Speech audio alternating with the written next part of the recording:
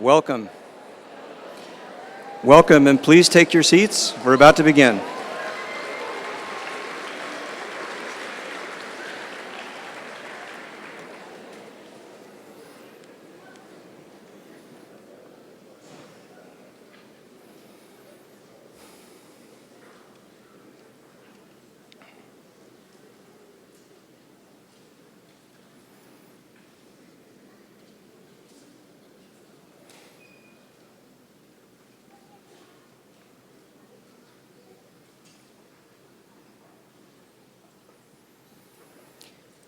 Please join me in welcoming the class of 2016 of the University of Santa Monica. Let's bring in those graduates.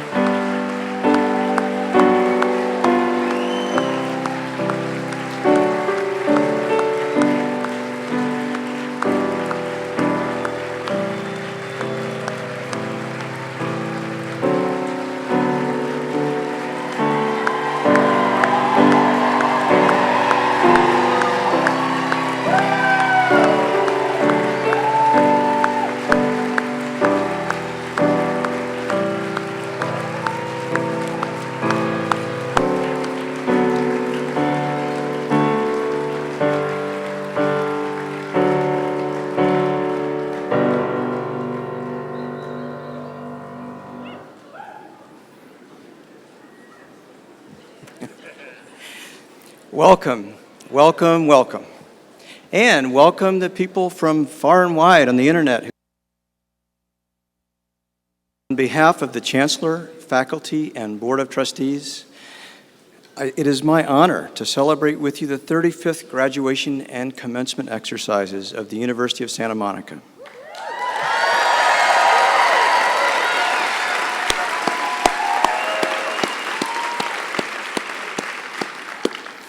My name is Dr. Philip Barr, class of 2003, and also 2004 when I stayed on for a third year of consciousness, health, and healing. I've stayed on for faculty since then because some people just can't get enough of USM, if you know what I mean.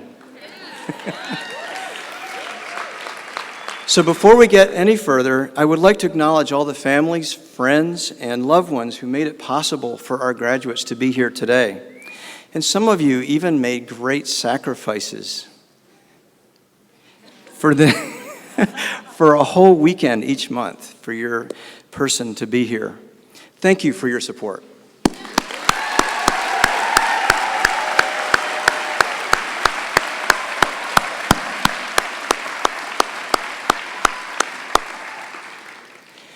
So, by a show of hands, how many in the room have already received a certificate or diploma from USM? Wow. Awesome. And how many of you have actually either knowingly or possibly unknowingly received the benefits from the students here at USM? Yeah. Awesome. So, and you are all just a small sample of the thousands and perhaps even millions of people worldwide who've been touched by the teachings of USM. The amazing thing, how I see it, is we all did USM. You know, people don't come to USM to attend or go to USM. You do USM, right? Am I right? Yeah. All right. So there's a reason for that, because USM is actually the premier university in the world for experiential learning of spiritual psychology. And now they're expanding worldwide with the advent of soul-centered learning programs. So you'll hear more about that later. First, let's bring in the invocation with Ms. Sherry Jameson, class of 2008, singer extraordinaire, who for the last 8 years has been performing at USM from her heart and her soul. Let's welcome Sherry as she gives our invocation.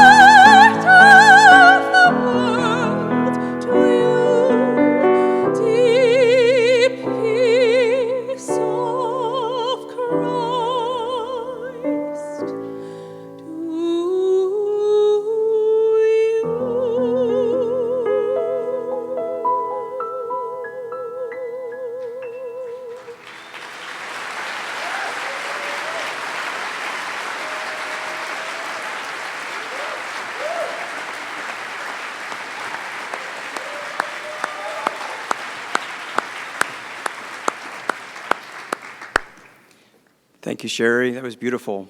And thank you, Jasmine Harnisch-Bigger-Brand, class of 2008 at the keyboards, and also playing for us during the processional.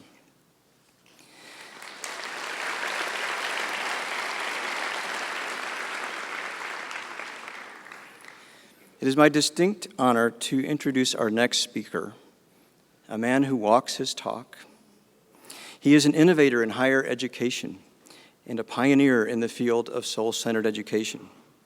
He's also a writer and co-authored the best-selling book, Loyalty to Your Soul, now published in more countries than we can count presently, and translated into 8 languages, including Chinese. His greatest pleasure is in seeing someone else grow in consciousness and loving.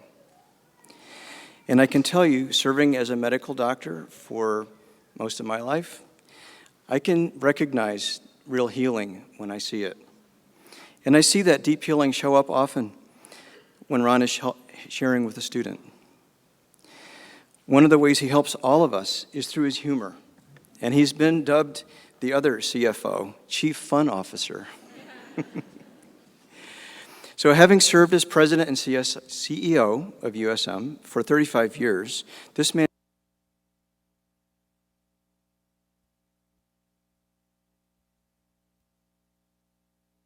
leadership. Please help me extend a warm welcome to Dr. H. Ronald Hulnick.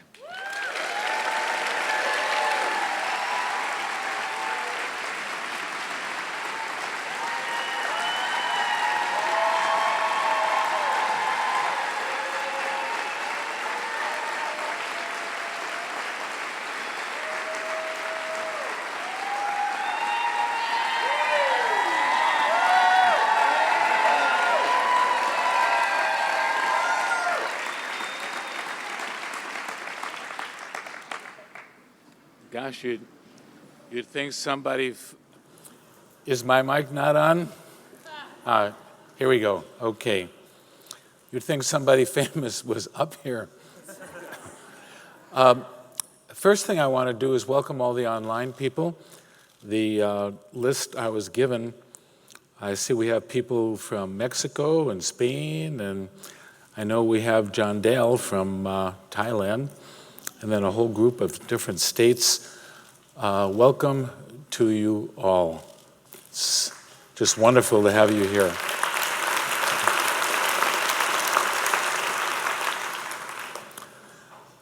I also want to welcome some people who are here today. And let's see, where is our Chancellor, John Morton? John, where are you? Want to stand up, please, John? Let's welcome John.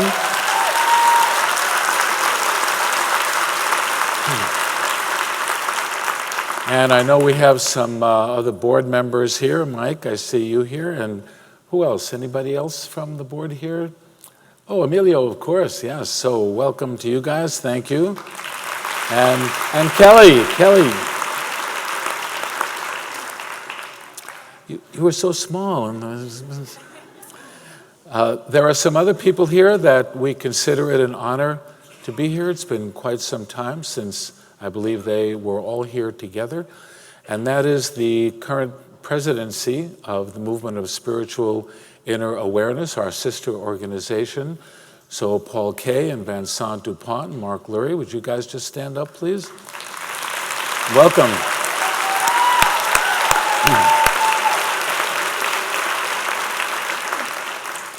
And I think it would be very fitting in that context if we all were to take a moment and just close our eyes and just send our loving, however you do that, you can't do it wrong, to our founder, John Roger. I would be willing to bet anything that he's not missing this event. So welcome, JR, and light to you. So, you're probably aware that today is an historical event in that it represents the ending of a particular era at USM, the degree granting era. These classes today are really the last classes that will be graduating with a master's degree either in spiritual psychology or in consciousness, health, and healing. It's the 35th such gathering for Mary and myself, and the first one was in 1982. I know that many of you in here aren't that old. So I saw all the hands go up of past grads. I thought that what we would be be a great idea to do is to just turn our chairs into standard chair format. Why not use the opportunity? Of course, they're bolted down, so the best laid plans. I just noticed John McBride, another board member here. John?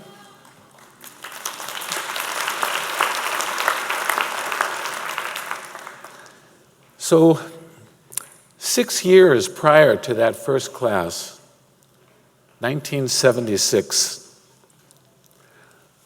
that was before Mary and I came to participate and develop this work, before we even knew about it, really, I would have to say. Our Chancellor, John Roger, brought forward an historic message that turned out to be quite prophetic. And I put it into some notes that I have here, and I did it because I don't want to get any of the words wrong.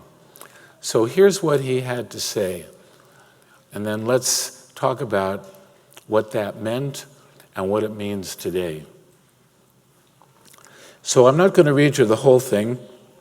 You have ample access to it in many places, but this is the part that I really want to bring forward at this time. He said, "It's time we place the spiritual energy down into the physical world. And the way we do that is through education."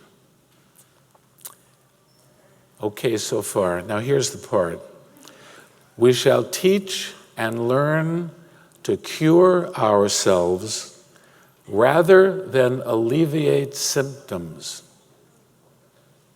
We will teach and learn to cure ourselves rather than alleviate symptoms. We shall transcend to the point of going through something for the last time. Now, I don't know about the rest of you, but it seems to me the world that I'm living in is awash with all kinds of systems proclaiming to alleviate symptoms. I'm not against any of that. I use much of it myself, but I don't hear very many talking about going through something for the last time and curing ourselves rather than alleviating symptoms. What does that even mean? In the culture that most of us have been brought up in, we have symptoms, we take some kind of a remedy, and that is the treatment, and the symptoms go away, and that's the end of the story. Who's got time to think about what might be underneath the symptoms that the symptoms are the result of? That which is beneath the symptoms is what John Roger was talking about. We shall cure ourselves rather than merely alleviate symptoms. And once we're cured, very often we find that we go through something for the last time. There's no more need to have it anymore. There's no place for it to reside in our consciousness. You could say we become free. Reminds me of the time when I was a doctoral student. I always remember this. Most of you, if you're USM grads, have heard me tell this, but it's a great story. I and about 7 or 8 other doctoral students, we were going on a field trip. We were going to interview a psychiatrist. Now, we're all in a doctoral program in psychology, so psychiatrist, this is, wow. And so we're asking him questions, and we're really having a good time. And somebody, one of our group, says, what do you do about hearing voices? And the psychiatrist says, well, 50 milligrams of Thorazine will clear it right up. At that point, I couldn't contain myself. And I said, well, what about if the voices are giving you really good information? What if they're telling you things like, go out on the back porch and lift up the fourth board on the floor and there's a pile of money and gold coins, and you go there and it is? Or what if they're telling you about the way that the world works in such a way that you can really use this information and just really sail? What about that? What if they're telling you that? And his response was, well, 50 milligrams of Thorazine will clear it right up. Now, don't get me wrong. I'm not against those kinds of medicines. All I'm standing for is, can we do better? Can we go deeper into the potential of the places inside where the dis-eases truly reside and release them, and thereby heal them and cure ourselves and go through it for the very last time? What a vision that he had in 1976, and I'm sure he had it a lot earlier than that. But to put that out into the founder's message for what at that time was called Koh-i-Noor University, which means Mountain of Light. And although we changed the name to University of Santa Monica, I think every student in here would agree that what is really all about is climbing the mountain of light. And we're still climbing.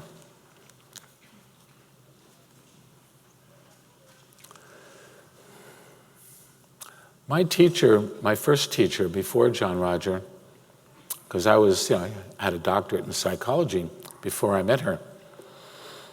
And we would talk psychology. And one day she said, Ron, the reason that psychology was inspired, I love that word, inspired, onto the planet in the first place, was because mankind forgot why it was here. So when we say spiritual psychology, it's our effort to remember why we are here.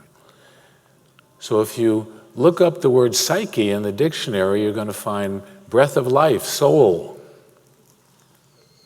But if you look up the word psychology in the dictionary, what you're going to find is the study, it's going to be the study of mind and behavior. Well, what happened to breath of life, soul? Well, we got to get that back in. Then let's call it spiritual psychology. And so we did. And that's how we got it back in.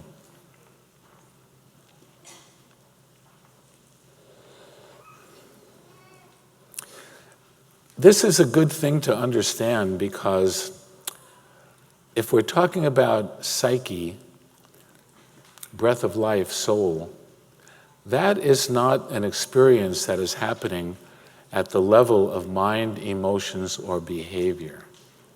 It is happening at a distinct, different level of consciousness. And that's the one that we at USM have been working with for the past 32 years. Give us another 32 and we really get the hang of this.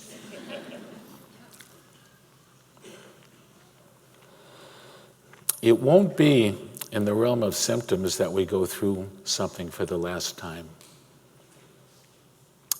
Every one of you who's a USM student or grad, you know exactly what I'm talking about. And it's not the easiest thing to converse with people who haven't been through the program, because they haven't had the experience. So we just returned from the desert, a whole group of us, and we were doing the final retreat of the second year, and we were having the experience of what we refer to as being in Rumi's field. Being in Rumi's field. And that comes from the quote by the Persian poet Jalaluddin Rumi, and he said, "Out beyond ideas of right doing and wrongdoing, there's a field. I'll meet you there." We all had the experience of meeting in Rumi's field, and oh my God, what a time we had. What a time we had. Notice, I'm saying we experienced Rumi's field. We didn't learn about Rumi's field.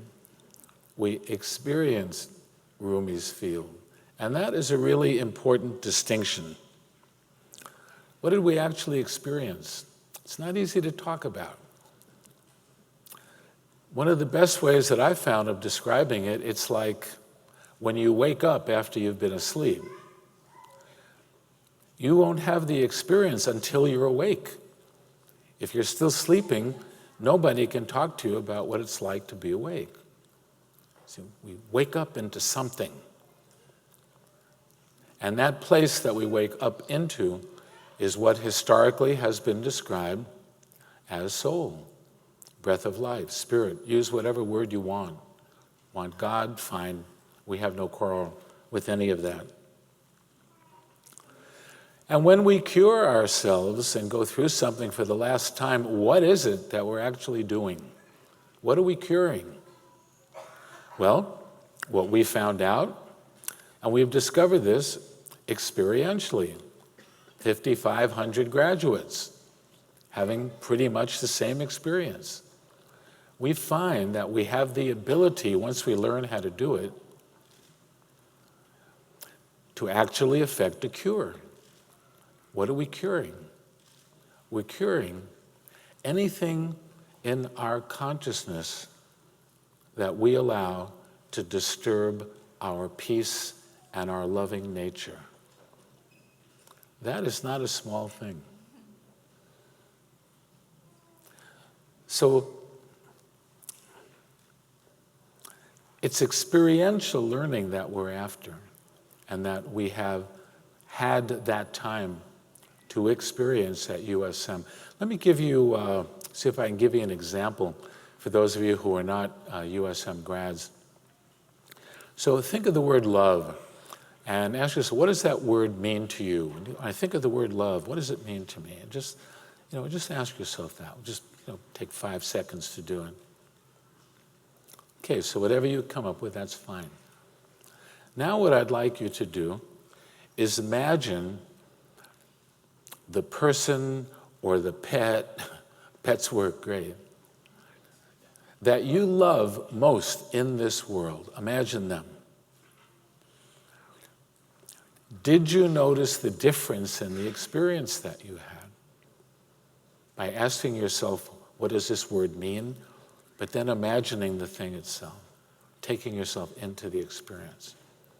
Now imagine running your life that way. That's what USM teaches. It teaches us how to be in the lovingness, which is our essential nature, with ourselves and with everybody and anybody that comes into our awareness. I mean, it's a terrible, terrible responsibility, because no matter how bad and how wrong they are, all you have to offer is love in return. Not the easiest thing in the world. I know a nation or two who could benefit from that lesson.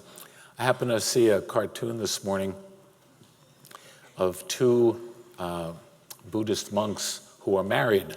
I didn't know they allow such a thing. They're married. And they're sitting meditation, cross-legged, and the one monk says to the other one, "You are so wrong. The depth of your wrongness is unfathomable." We can't even imagine. It's too deep. It's too deep.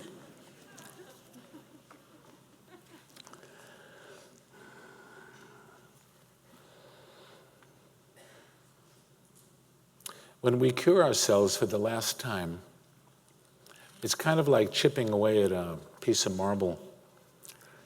And eventually, as Michelangelo said, I saw the angel in the marble and I chipped away until it was revealed. That's the nature of this work. That's the nature that we're involved in.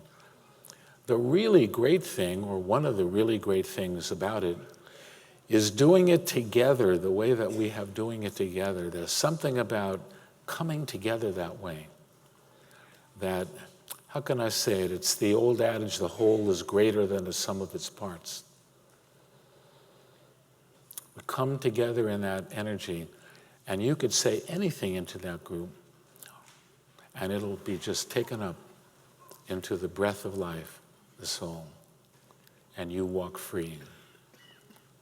I assure you, my friends, these are not empty words. We've been experiencing this for 35 years, 5,500 graduates. So, the main message that I want to share today, first of all, has to do with the awareness for those of us who are graduates of USM. I think you'd have to agree that it's not just a question of how you want to live your life anymore. It's just unthinkable to live any other way. Because you realize the instant you start going down that path, you're going down into a place where you're then going to have to work yourself back out from. The good news is you have the tools, and you have the context, which we call the spiritual context. So, I guess I would be remiss, graduates, if I didn't charge you with a responsibility. Yes, this era is ending at USM. But guess what? When one era ends, a new one begins. And it's already starting to happen. We're already being contacted by different people. Our speaker, Robert Holden, is one of the ones who I see very much involved in this, where different groups will be now coming together to share what all of their students have learned with other students, and that together it forms an even greater energy field. So on this planet at this time, the evolutionary impulse is rapidly gaining momentum. The entire world is awakening. It's been foretold for thousands of years. It shouldn't come as a surprise. But for those who are not aware of that, it's a very strange world that we're moving into. You graduates, you have your life's work cut out for you. The only real question for you is, what degree will you choose to participate? To what degree will you choose to step forward and share everything you've learned with those both close to you and in all the places where you find yourself, be it at work or anywhere else? Yesterday we had what we call a special graduation at USM, and we do a variety of things, but the thing that we didn't really know about was a video that was presented to us at the end. It was, as I recall, a 16-minute video that was spelled out precisely. And what it was a group of graduates all sharing what they were doing with their USM education. Excuse me. That's silly, isn't it? I've got the mic.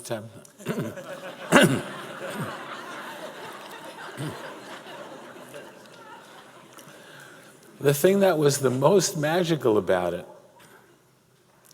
was that I just never realized the degree to which this work was already going out there.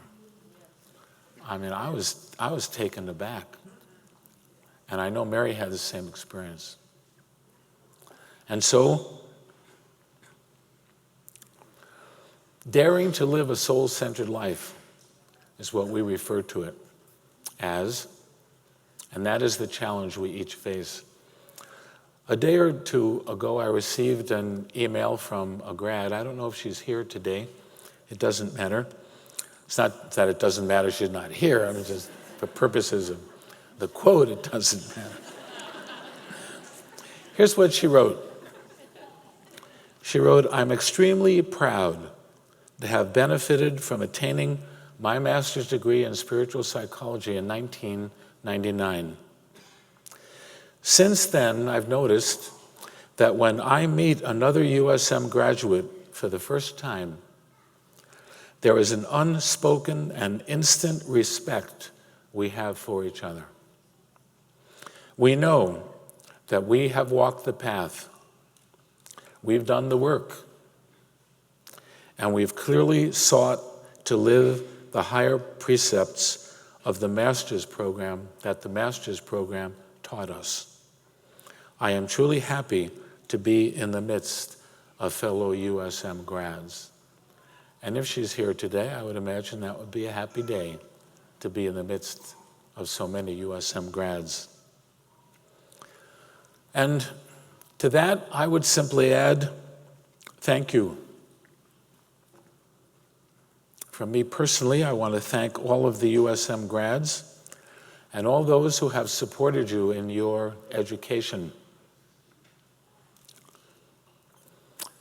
Like the grad, I too am very happy to be in the midst of USM grads, as I am and as we all are today.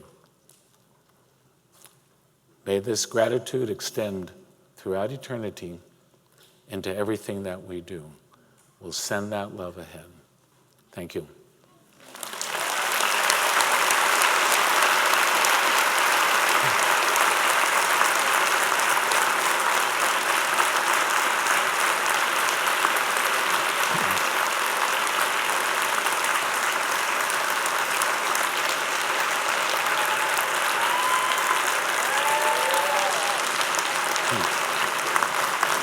Thank you.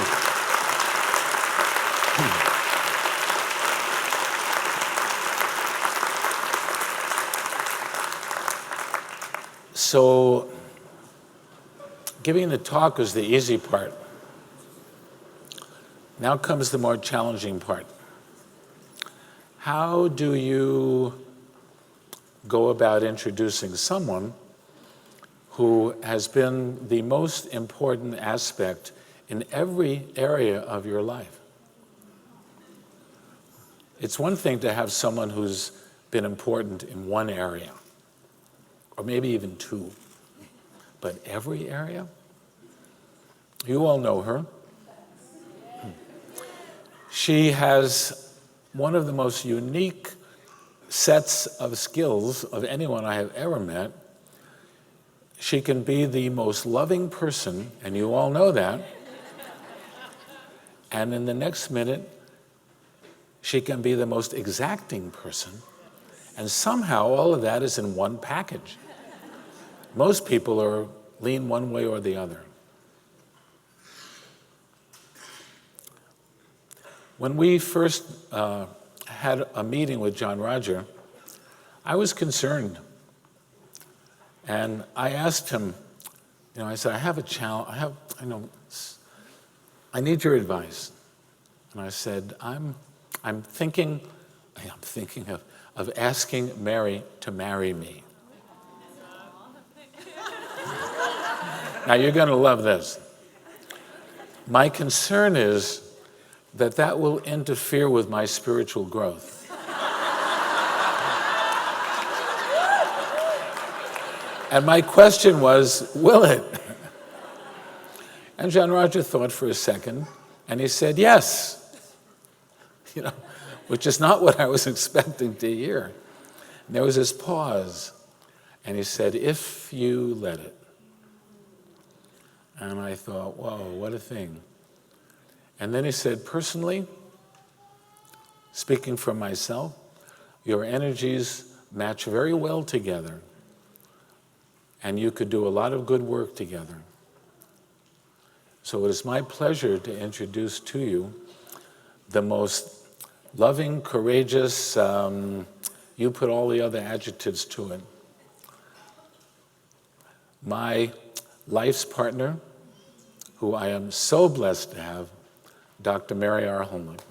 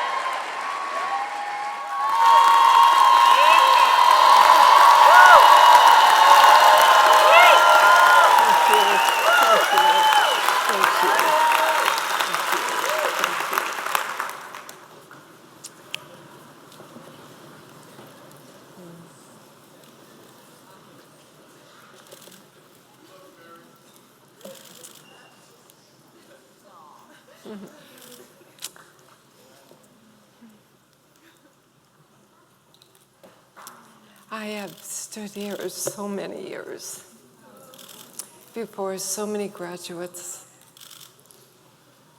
and what a blessing. What a blessing to know you, to love you, to have shared the kinds of experiences that we have shared together. This is truly soul-centered education. Education that calls forward from within the awareness of the essential nature of who you are, your authentic self, the wisdom, the loving, the joy and beauty, the compassion and creativity. I can't think of a better way that I could have spent these past 35 years. And it has passed so quickly. It's like all of a sudden, I can't believe it, that we have arrived at this day and this place. And I'm just so deeply grateful to you, the students who've been with us. Now, those of you that are graduating, the courageous individuals that came forward right at the beginning. What an amazing thing.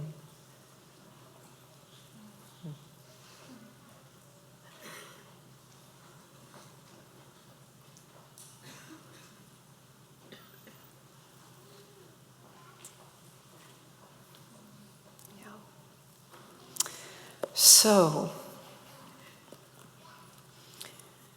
for those of you that are family members and friends who may not be familiar with this university, this is a very unique educational process because it is designed to assist people in their awakening, in waking up into the awareness of themselves as souls having a human experience. To know that experientially.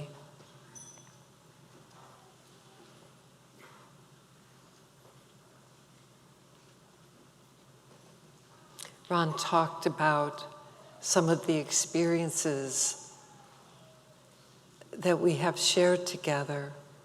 There's a beautiful quote. Our task is not to seek for love, but rather to seek and find all the barriers that we have built against it. And Ron and I added to that, and to dissolve them. We were blessed to be invited to do this work by the founder of the school, John Roger. Our first meeting with him was a very auspicious meeting. We were standing in the corridor of the Universal Sheraton Hotel here in Los Angeles. We had come from New Mexico, where we were living, to take an insight seminar, which we thought at the time was going to be a series of talks by John Roger. So we're standing with our friend, and all of a sudden he says, "Oh, there's John Roger." And I looked down this corridor, which was of some length, and I saw this man, and it was one of those magical moments where you know somehow your life is going to be forever changed. And he came right over to us, and our friend introduced us to him. And our friend and Ron wanted us to be able to have a meeting with him.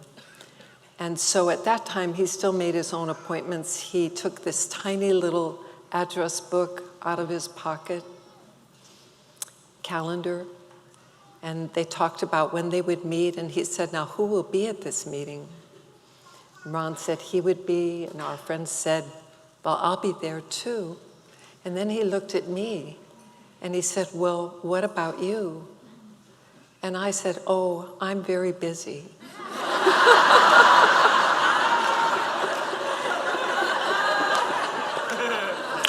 However, after doing that 5-day seminar, which was life-changing, a life-changing experience of spiritual awakening, and it was also very important in another way because it showed us what experiential, heart-centered education looked like, what that format could be. And I was at the meeting, and all the rest of it really is details and history, except for the beauty of your soul essence, the awakening that has occurred in the USM classrooms, and the growth that we have all shared. I just am eternally grateful. And there is one more thing that I want to share with you, and that is really that graduation is only the beginning.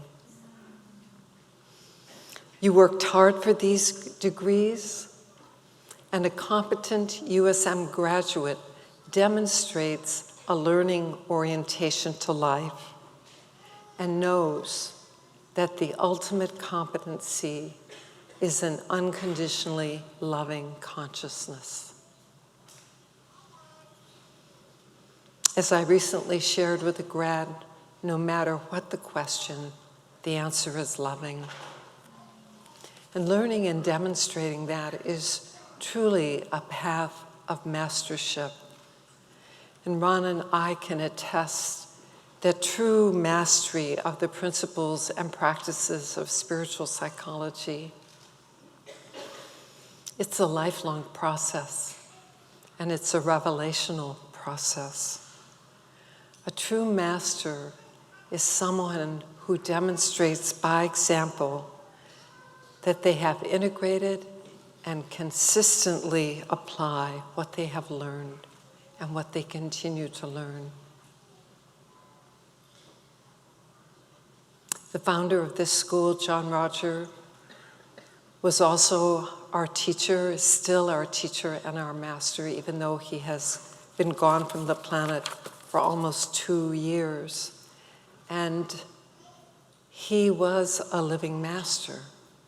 He was the embodiment of love. I remember standing with him one day, a few minutes before he was going to give a talk. And as we were standing there, it's like the energy started to pour into him and pour through him and pour off him. And we were standing in close proximity, and tears came to my eyes.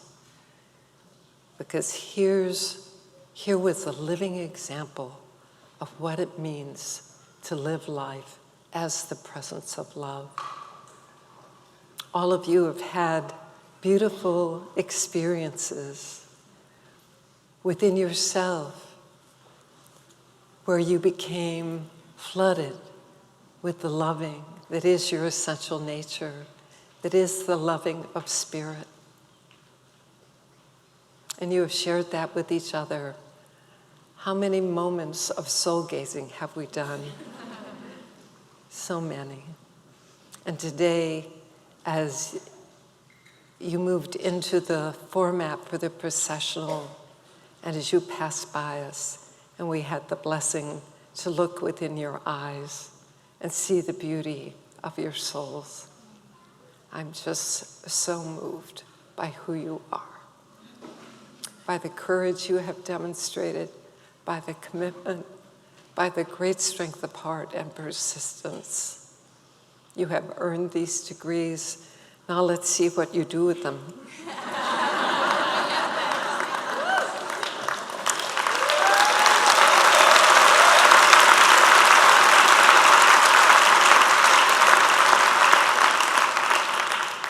I do have one last thing to say to you, those who of you are graduating.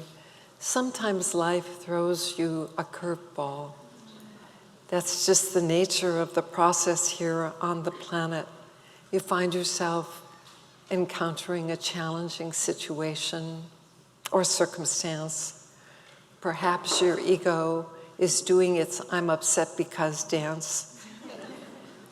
You have the resources within you to bring forward the self-acceptance, the self-compassion, the self-forgiveness, the love. And in so doing, you restore yourself to the awareness of who you are. Getting a degree in spiritual psychology doesn't mean that you're never going to be upset again. You already know that. But it does mean you have incredible tools that you can use to assist yourself in restoring yourself to the loving. And it also means that you have a way of being, you have a presence that communicates to others, that touches to others, that assists them in their awakening, in becoming more aware of their already open heart. How beautiful, how blessed we are. Our founder, John Rogers, said in his founder's message, when you get a degree from the University of Santa Monica, it won't be that you passed a prescribed line of study. It will be that you can do what it says you can do. I love each and every one of you. I am so grateful to you. And someone once said, gratitude is the memory of the heart. And my heart is just filled with gratitude. Thank you. Thank you. Thank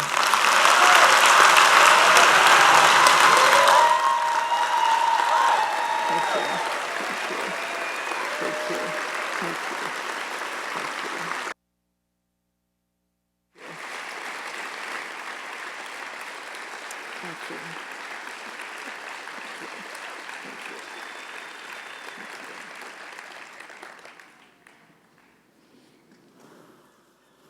So amazing. It's so amazing because in this sea of caps and gowns, really all I can see are your faces, and they are just luminous. Beautiful. Thank you. So today we are actually going to graduate 297 students. Wow.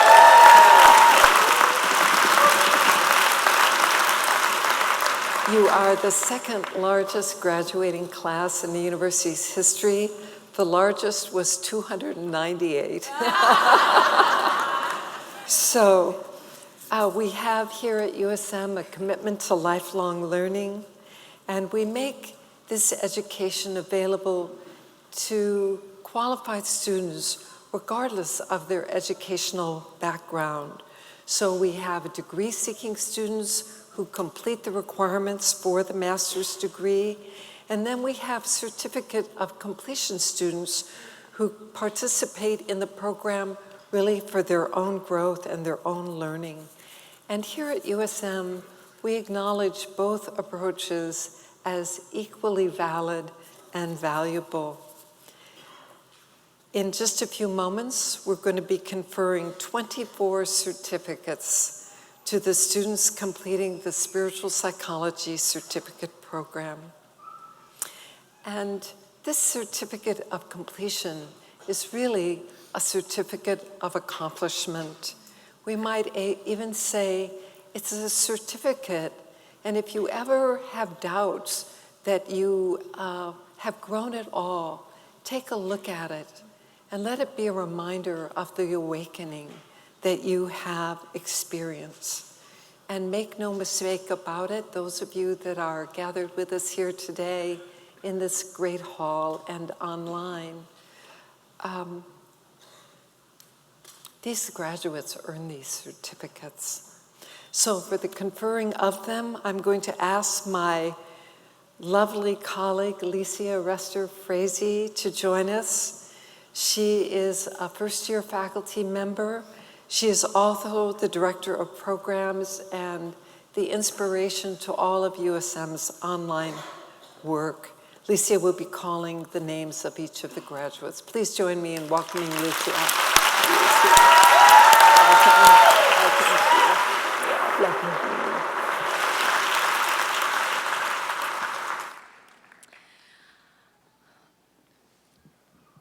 What an honor. What an honor to be here and to be celebrating with you. So as Mary said, I will be conferring the certificate of completion. So will those students receiving the certificate of completion in spiritual psychology please come forward?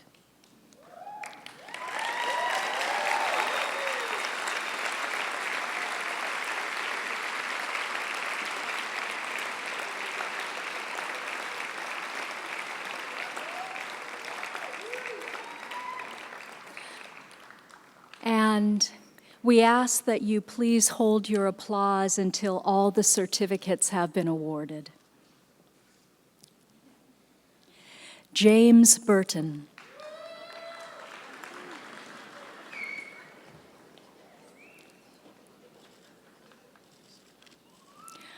Robert Kane.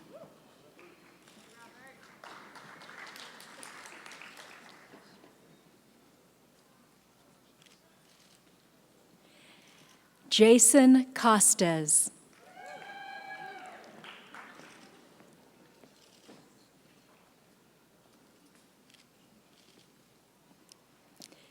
Dijon Ellis.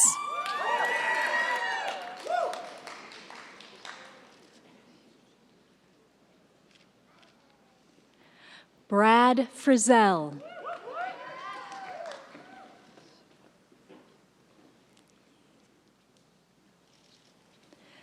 Bert Frizzell.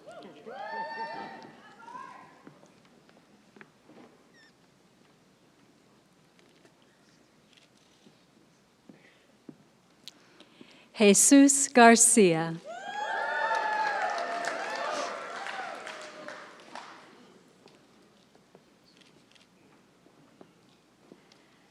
Byron Hilbish.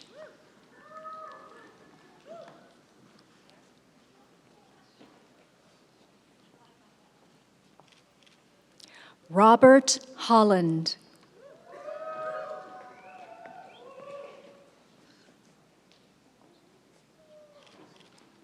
Stephen Katz.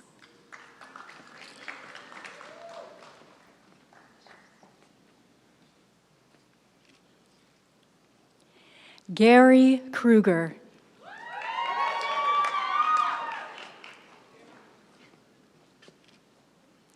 Lucy Leake.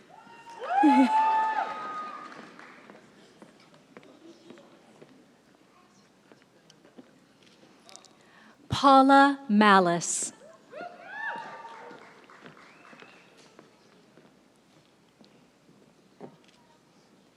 Reese Monahan.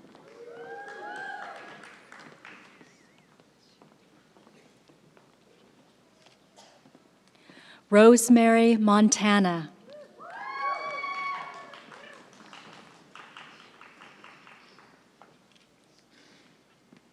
Gabriel Moreno.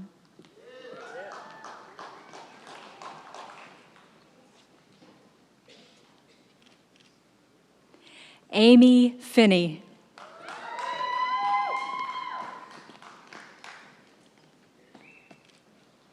Mackenzie Taguchi.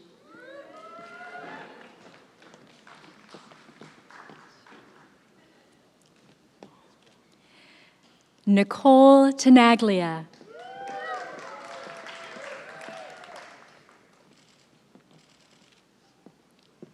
Zach Teagan.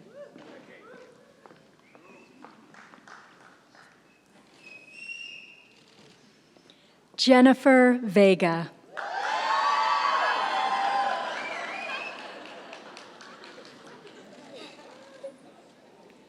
Charisse Webster.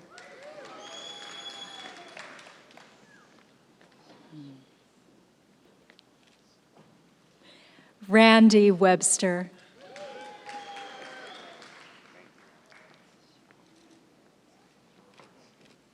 Renee West.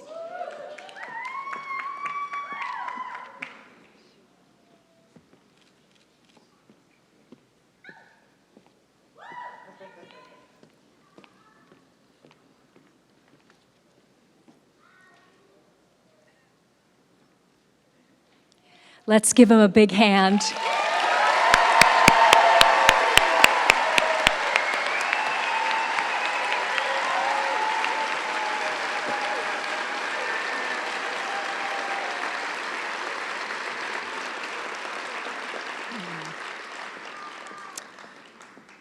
And those students completed 520 hours of training, as did all of the master's students. So now we'll be presenting degrees to 127 students who are candidates for the Master of Arts in Spiritual Psychology.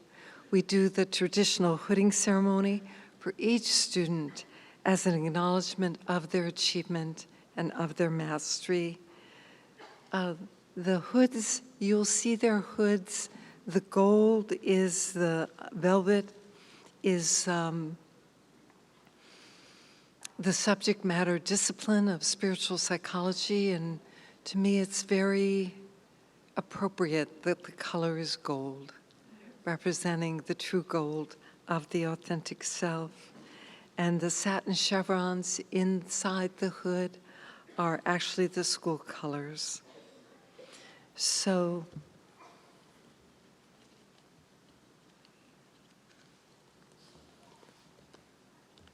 the degree reads, upon recommendation of the university faculty, we hereby confer upon, and the student's name appears, the degree of Master of Arts in Spiritual Psychology with all the privileges, responsibilities, and honors thereto pertaining, given in Santa Monica, California, on the 28th day of August in the year 2016.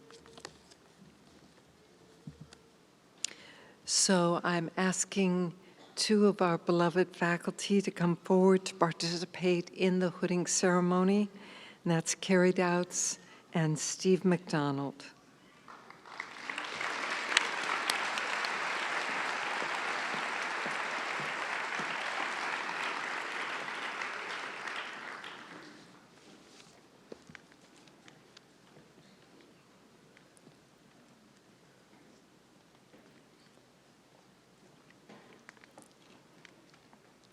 Will those students receiving the Master of Arts degree in Spiritual Psychology please come forward?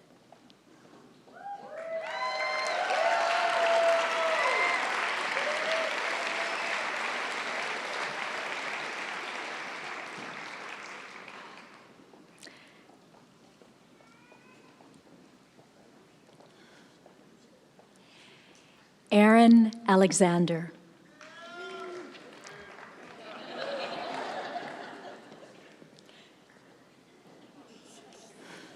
Nancy Allen.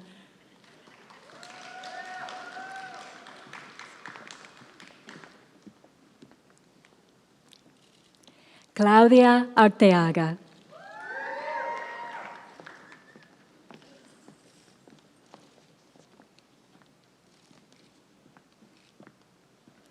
John Attard.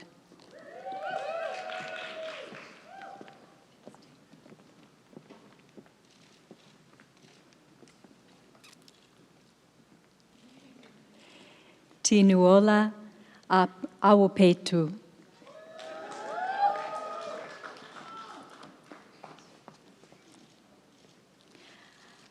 Howard Bafford.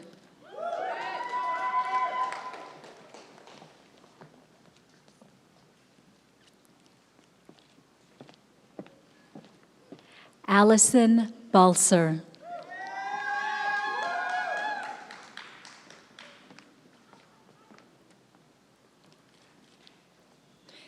Leah Bantavolio.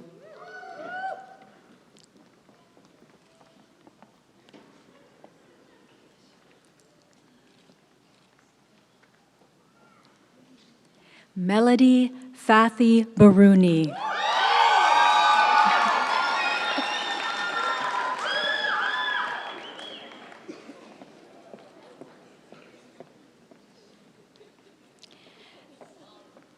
Jen Billick.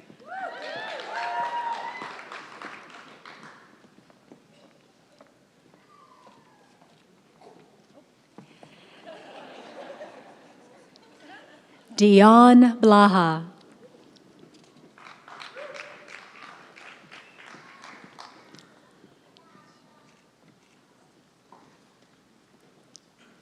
Denise Bone.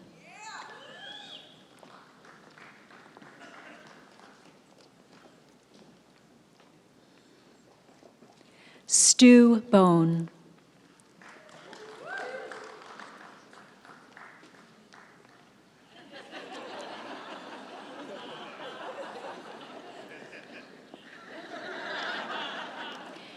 Daniel Boney.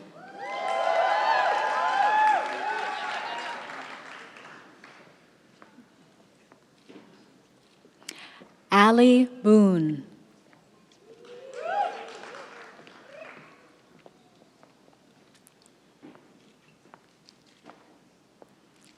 Daniela Bora.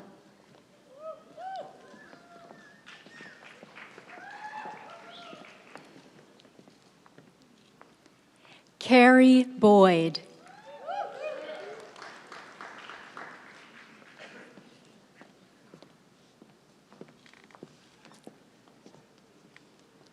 Alejandra Brockman.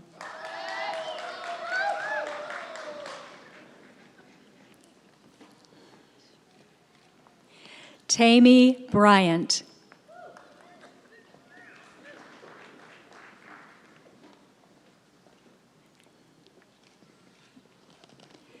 Jennifer Cabot.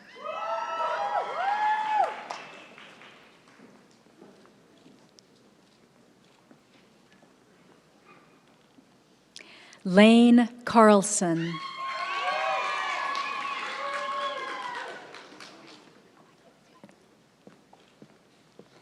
Matthew Carlson.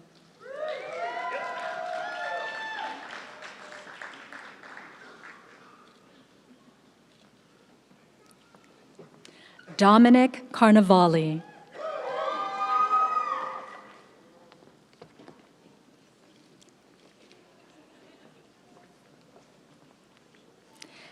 Petra Castillo.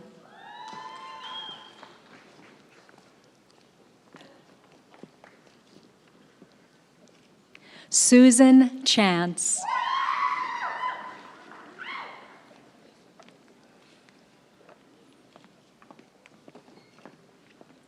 Diane Chandler.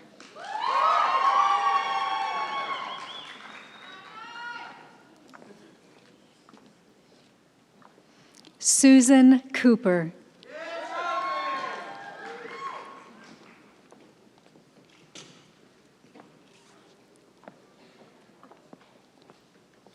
Clarissa Koyoka.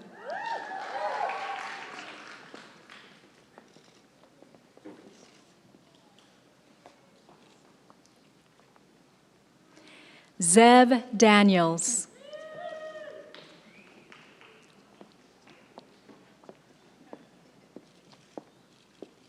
Alvin Dawkins.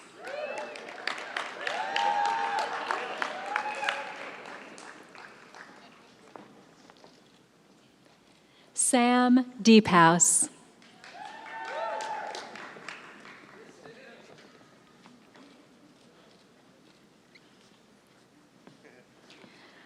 Alejandra Diaz Boroso.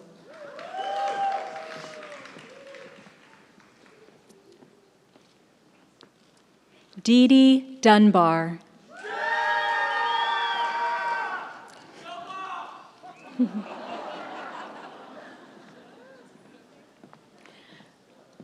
Reagan Erdman.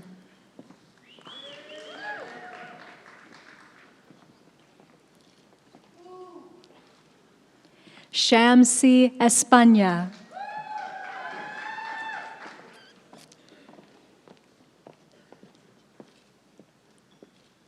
Carly Everhart.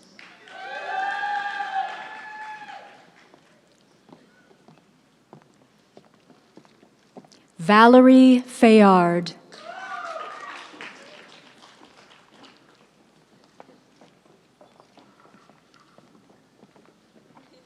Rose Ferraro.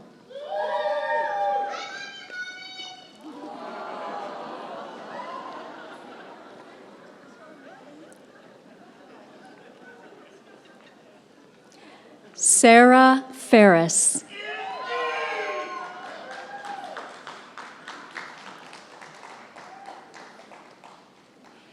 Karen Friend. Will Friend in absentia. Holly Gongab.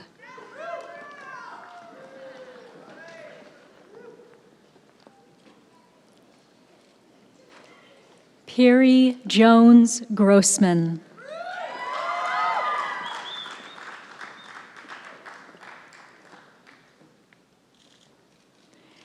Trish Gupta.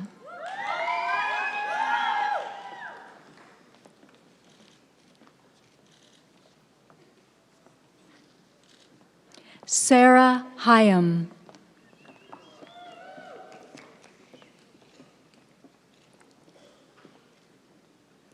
Nikki Harden.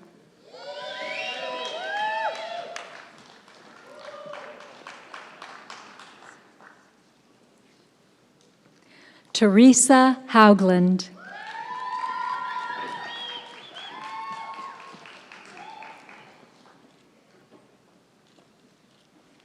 Kathy Hedrick.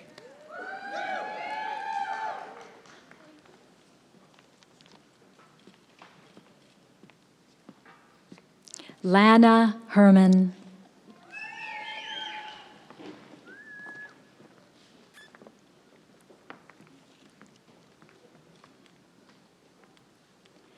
Roxanne Higuera.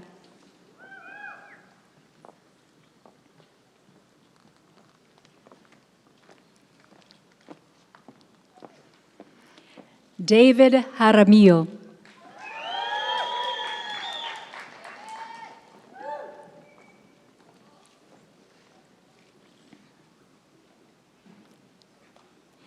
Jackie Johnson.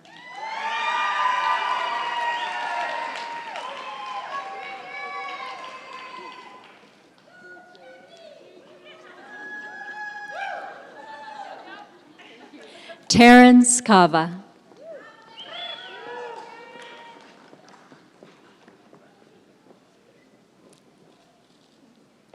Pascal Kavanagh.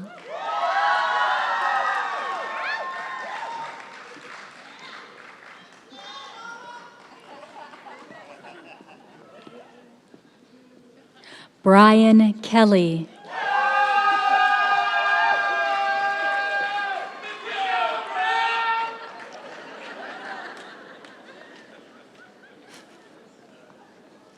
Denise Koslowski.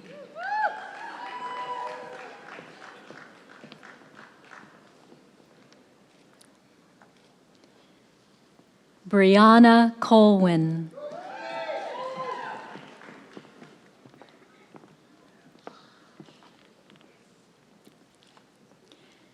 Christine Kerbin.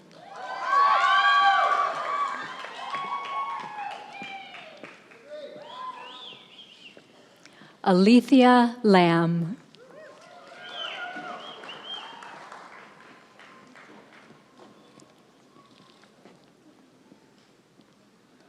Marie Levesque.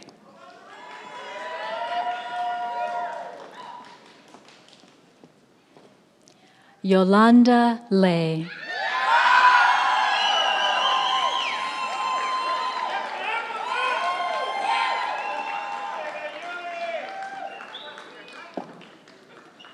Shannon Lloyd.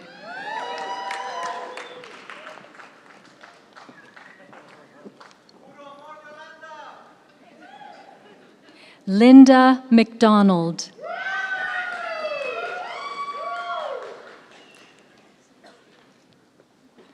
Shelley Mack.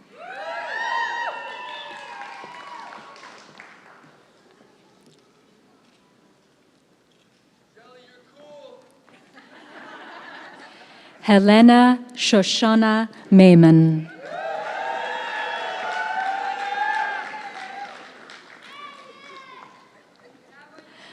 Noah Martin.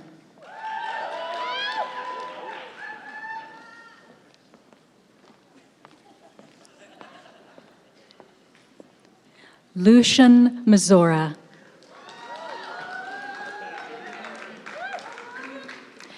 Catherine McCormick in absentia. Chris Ann McCoy.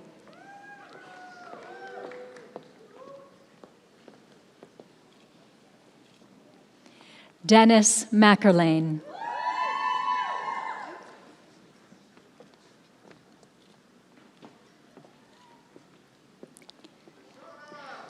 Jacqueline Yongo McMenamin.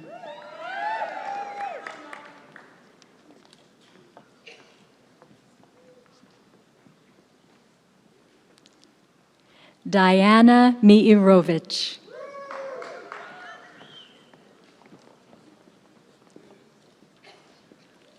Monique Nicole Marino.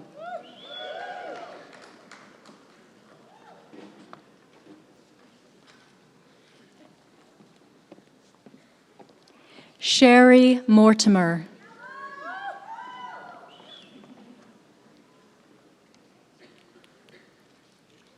Zari Motahedin.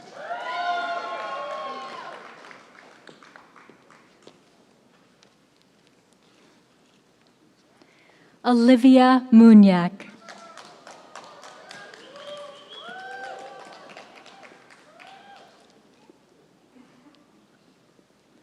Tara Nash.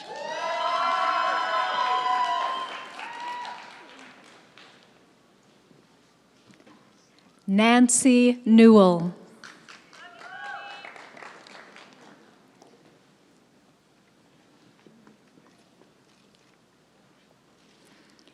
Joanne Pace.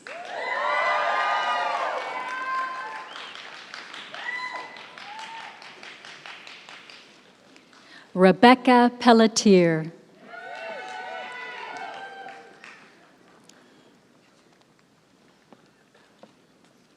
Diane Peterson.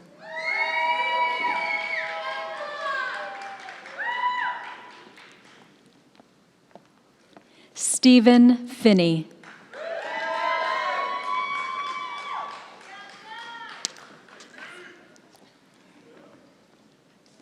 Diane Pipkin.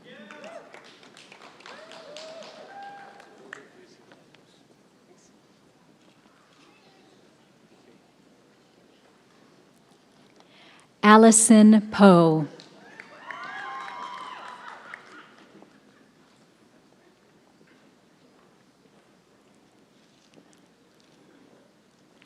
Tracy Poff.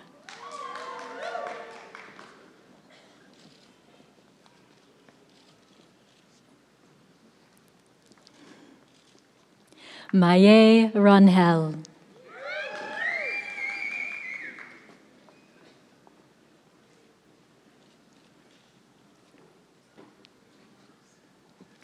Kiran Rapal.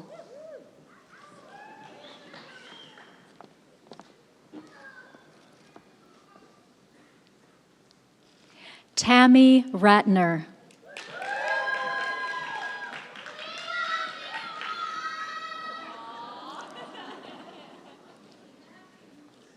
Mohini Raul Sullivan.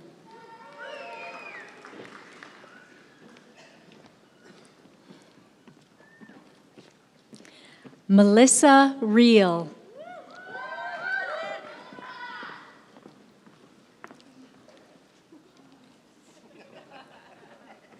Sammy Reed.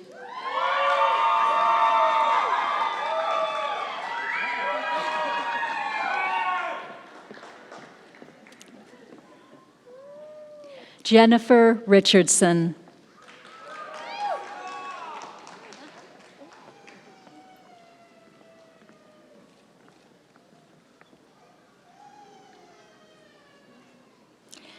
Miliani Rizal.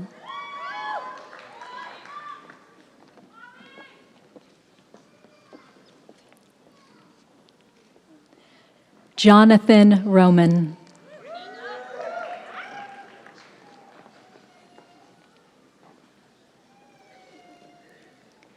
Lori Rounds.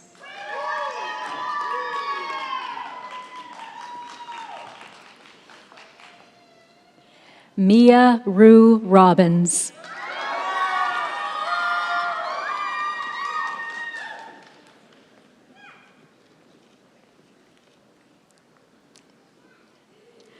Katya Rusanen.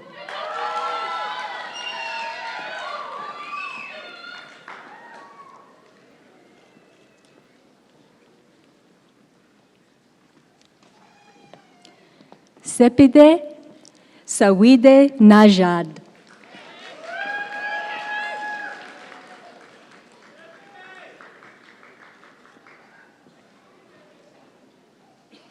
Fabiola Soicedo.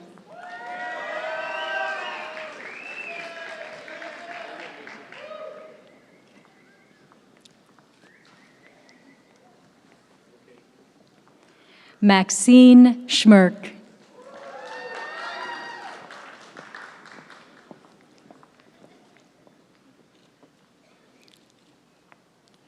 Don Scott.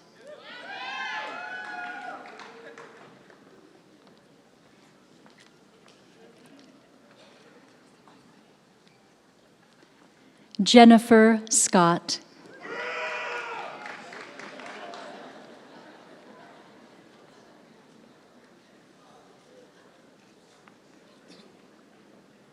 Rachel Scotto.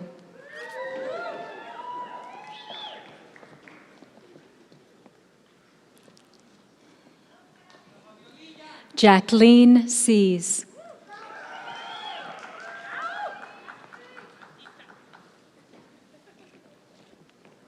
Gabriela Serna.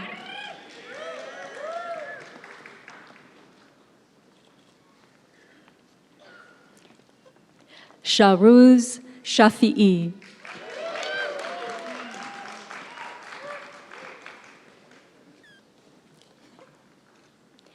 Dina Micklin Silva.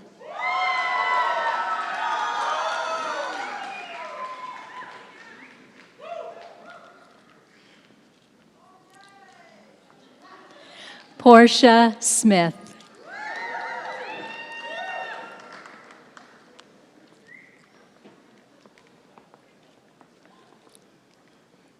Andrea Son.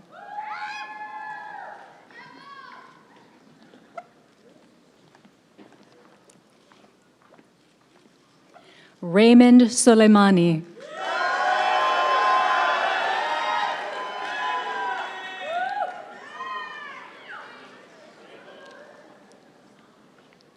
Ashtanti Soto.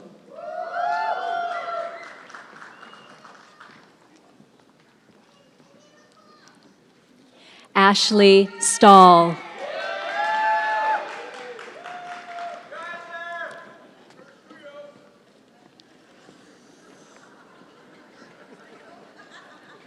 David Straw.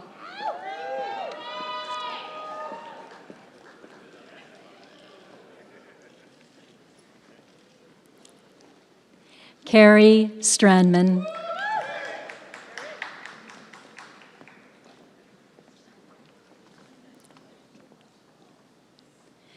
Elena Subotina.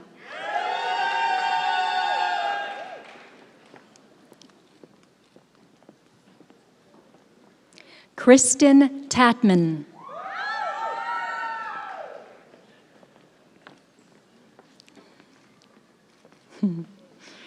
Ilana Tel Oren.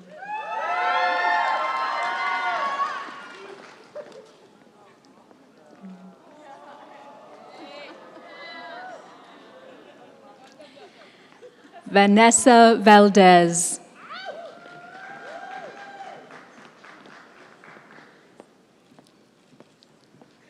Ashley Van Sickle.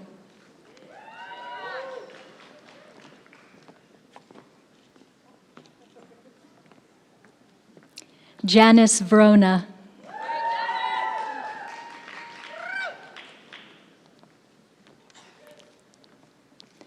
Brianna Wagner.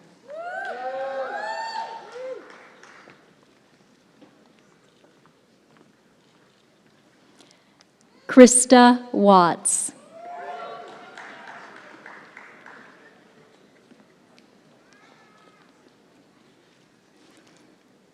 Walter Wersoba.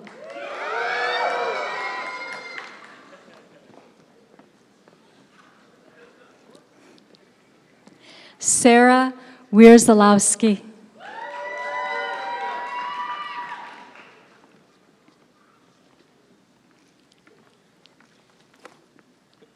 Charles Williams.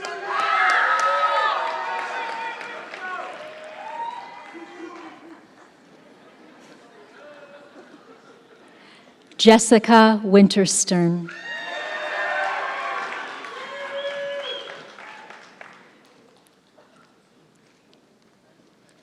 Jan Zans.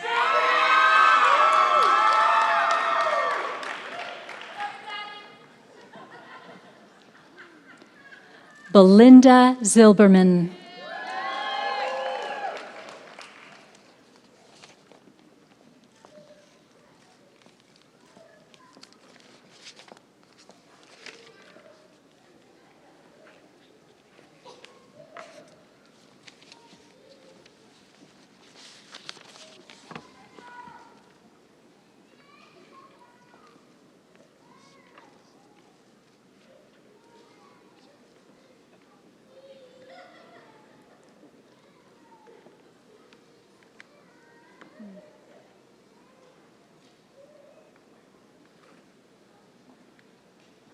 Let's give them a big hand.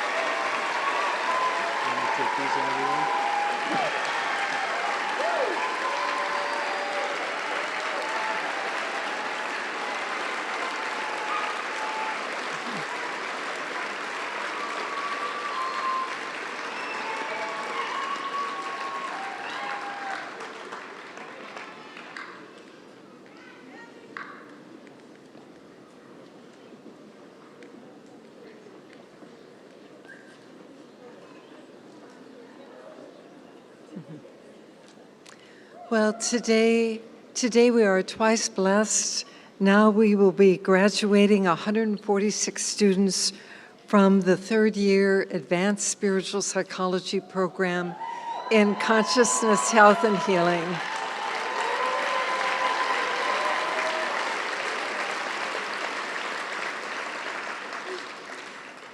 This is a beautiful curriculum. We explore the relationship between consciousness, higher consciousness, health, and healing. We examine how radiant health and well-being are influenced both by unresolved patterns in consciousness as well as their subsequent healing, and also by the process of awakening itself. So we have two kinds of certificates that students can earn. Some of the students will be graduating with master's degree. First, we'll have 23 students who receive a certificate of completion and 6 who will be completing, they'll receive a certificate that they have completed 30 quarter units of advanced graduate study in consciousness, health, and healing. And I'll ask my beloved friend and faculty member, Joanna Jenkins, to come forward.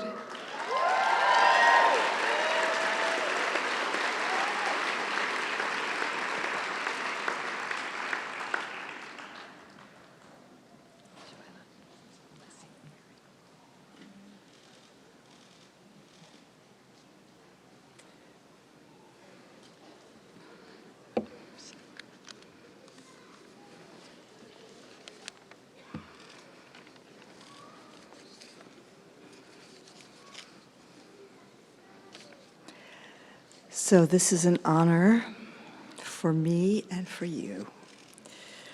Will those students receiving the Certificate of Completion in Consciousness, Health, and Healing please come forward?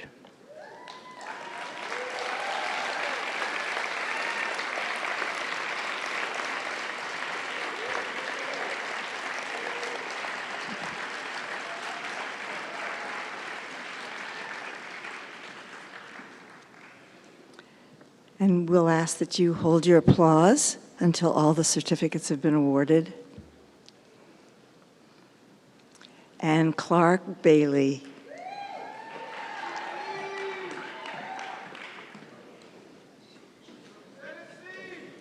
Denise Baker.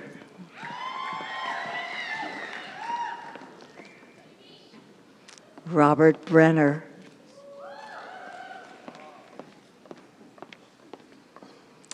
Gretchen Burton in absentia. Alexandra Cordes. Deborah Cohn in absentia.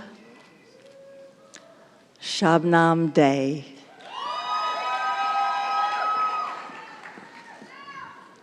Nancy Dennis.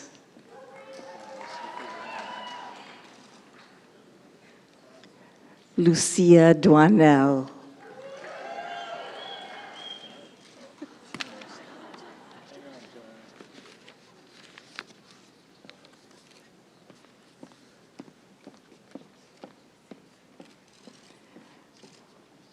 Martine Emmanuel. Michelle Fabry. Ken Fisher.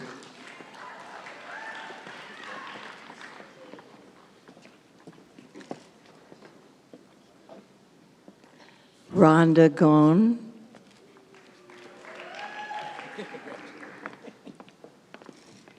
Amber Henley. Neely Hudson.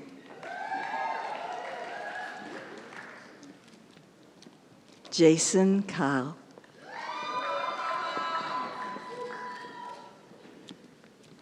Holly Lebed.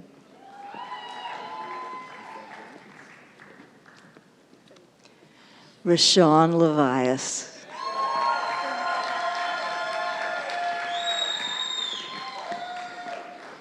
Zoe Lumiere in absentia. Maria Machado. Nancy Regalado in absentia. David Rester Frazee. Veronique Rosenberg.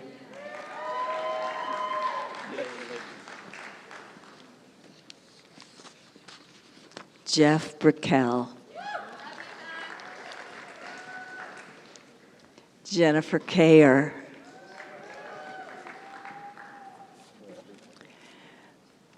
Marty D.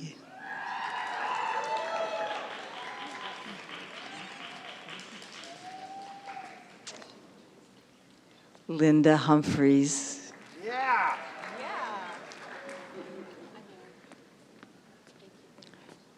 Treva Ponder. And Vicki Rudolph.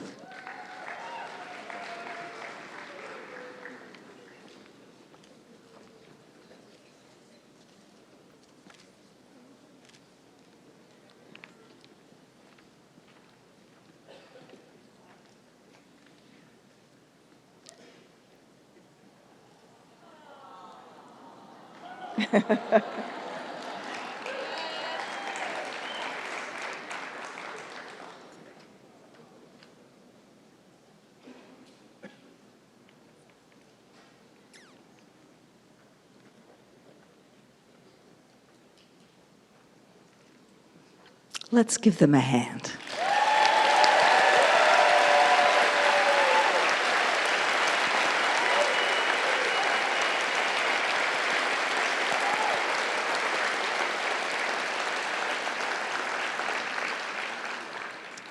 So now it's my turn again.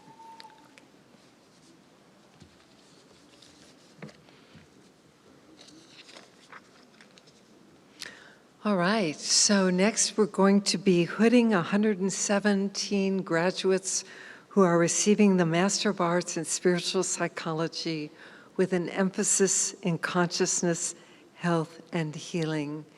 And for that degree, the velvet is a teal color to represent the subject matter discipline.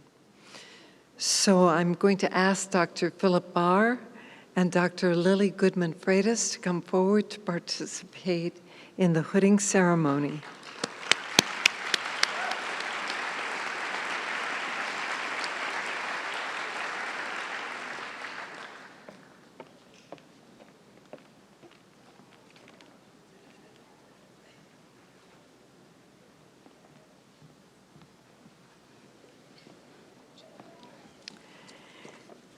So will those students receiving the Master of Arts degree in Spiritual Psychology with an emphasis in consciousness, health, and healing please come forward?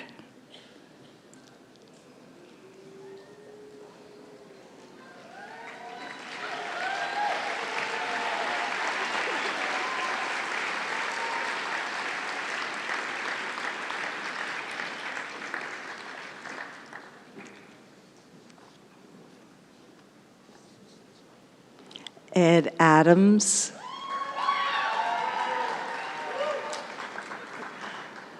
Manaz Amadian.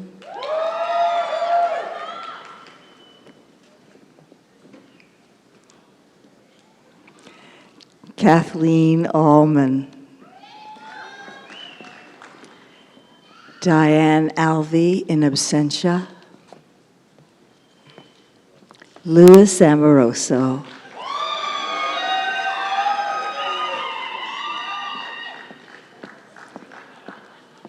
Ishika Aswani.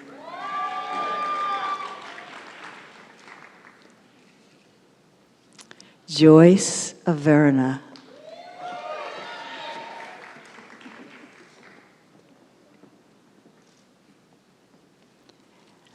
Heidi Banks.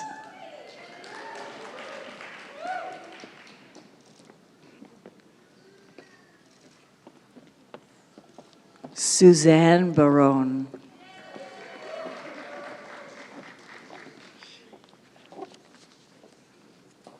Roshi Fatih Baruni.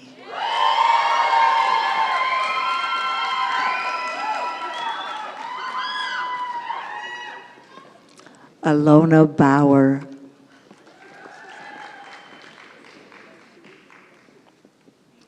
Bristol Bawn.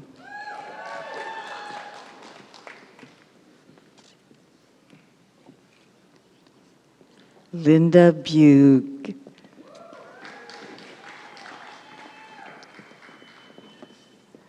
Donna Bond.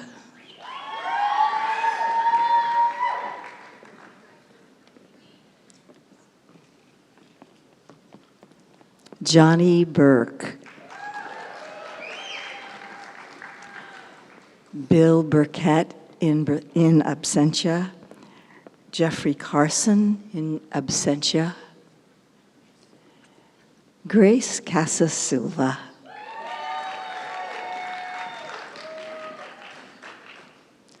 Monica Chan.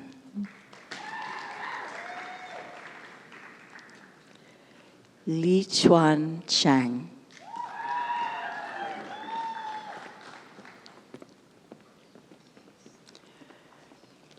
Rhonda Clement Pierce.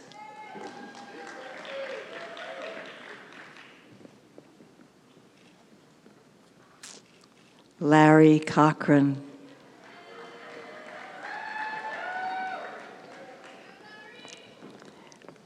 Marianne Cotta.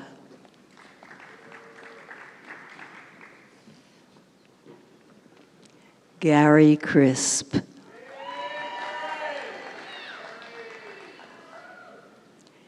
Denise Dade in absentia.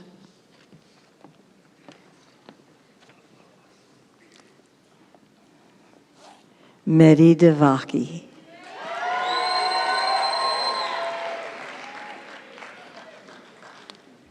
Sheridan DeWeese.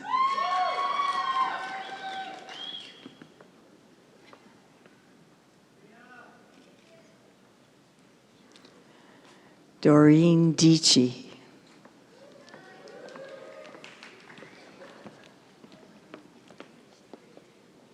Glenda Dunmore.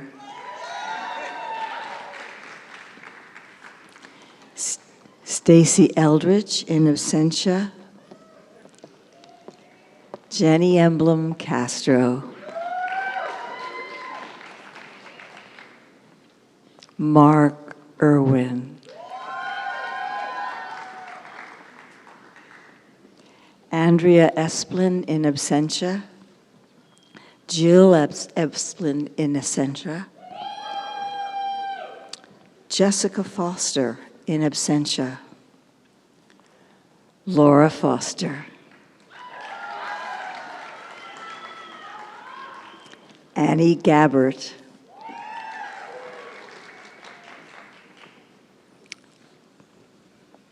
Grant Gallicano.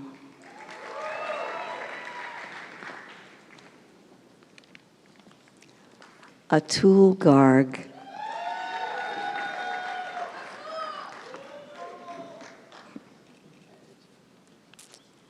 Rena Garland.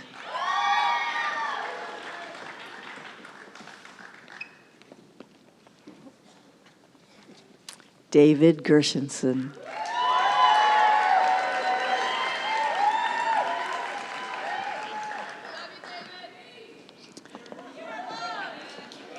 Judy Glova.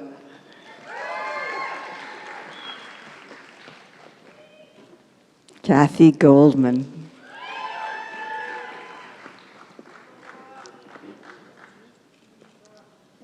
Liz Goldman.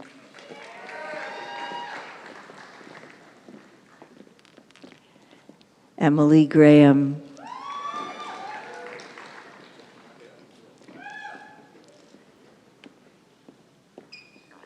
Alex Mary Hamilton.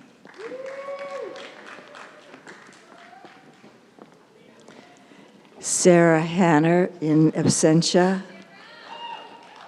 April Hannum.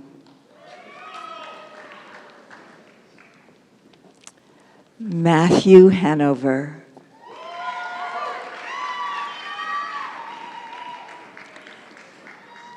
Kathy Harlan in absentia. Anne Harvey.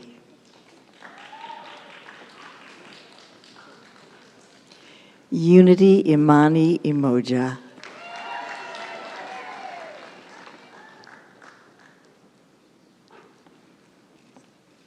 Julie Ireland, Leah Joyner in absentia, Harriet Kaiser.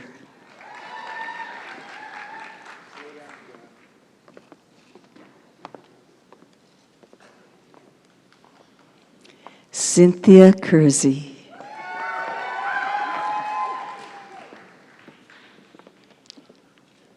Krista Kim.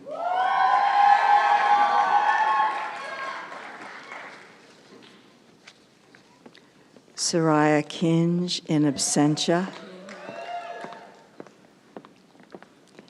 Amber Chris.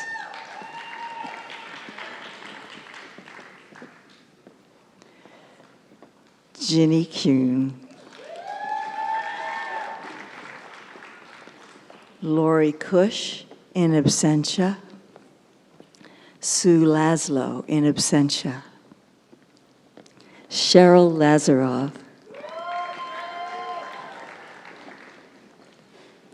Andre Leroy.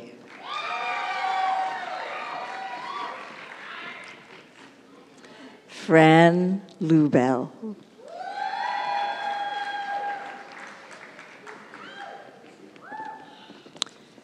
Adam Lewis in absentia.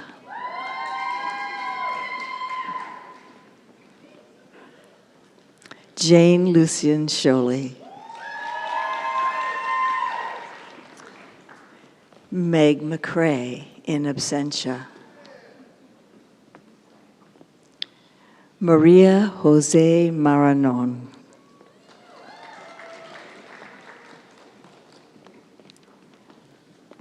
Sarah Mattern.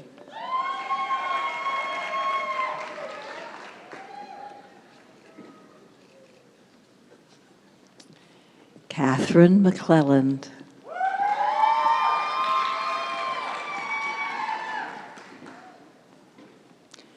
Jody McGurling.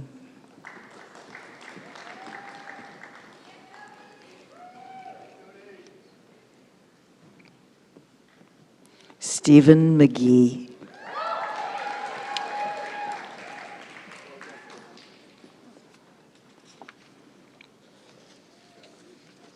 Joanne Menon.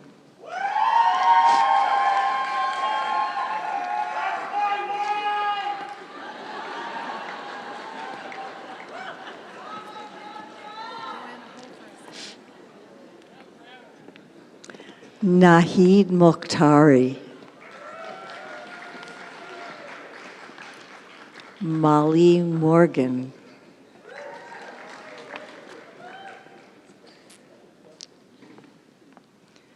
Larry Morris.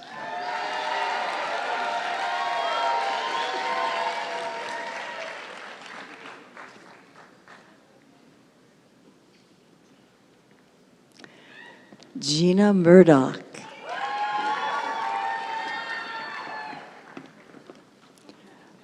Paul Merck.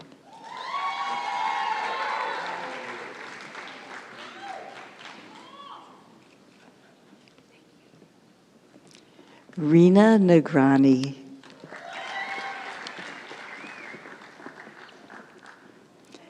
Mariam Nasir Begli.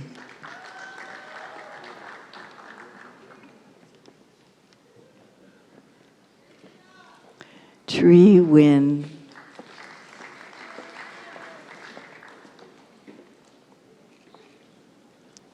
Claudia Padilla Moran.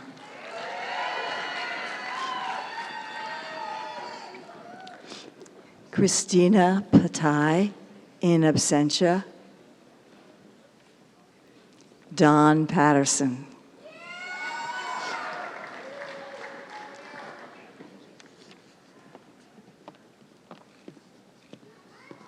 Elisa Perry.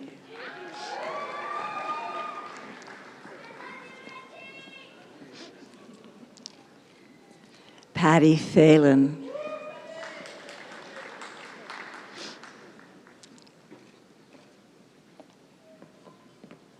Stephanie Picha.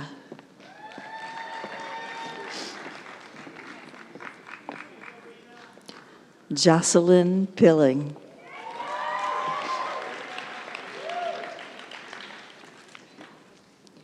Judy Price in absentia. Jeff Ptak. Molly Reed.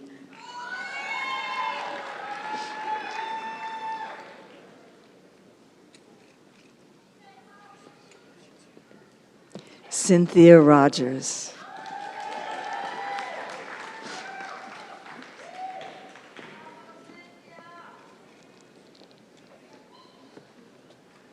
Sandy Rudofsky.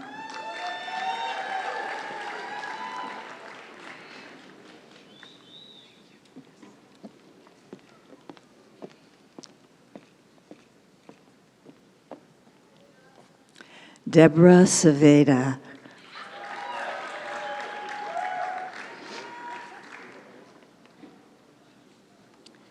Sadiqa Salter in absentia. Stephen Saragianis in absentia. Valentina Savalyeva.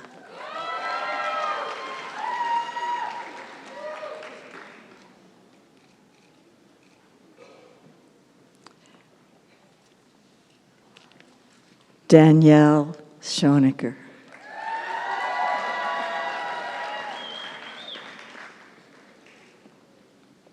Laura Siegel.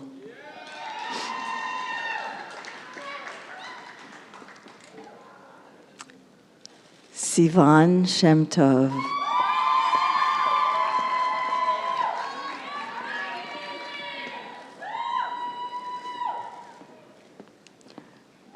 Barb Sieberts.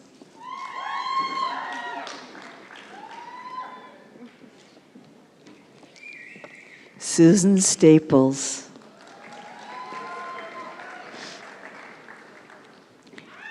Heidi Stevens in absentia. Elsa Storm.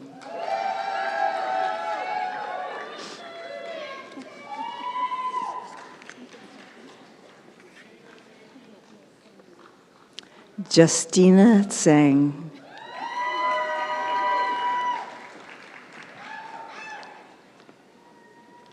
Audrey Vaughn.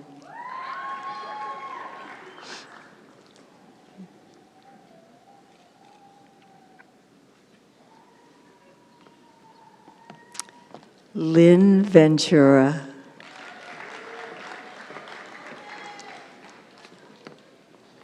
Carrie Wagner.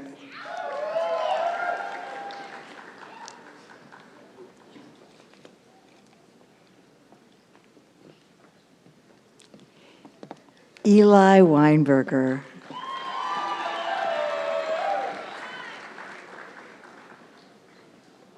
Julie Wykes.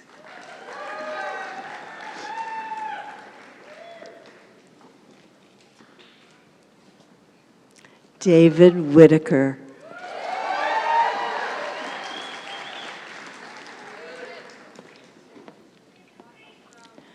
Barb Willahan.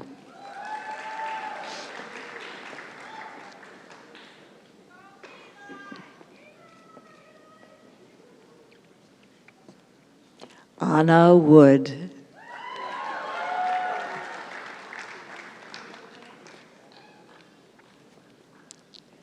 Scott Woodhill.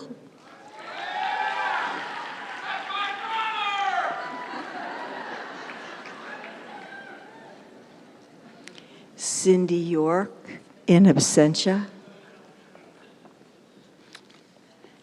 Desiree Young.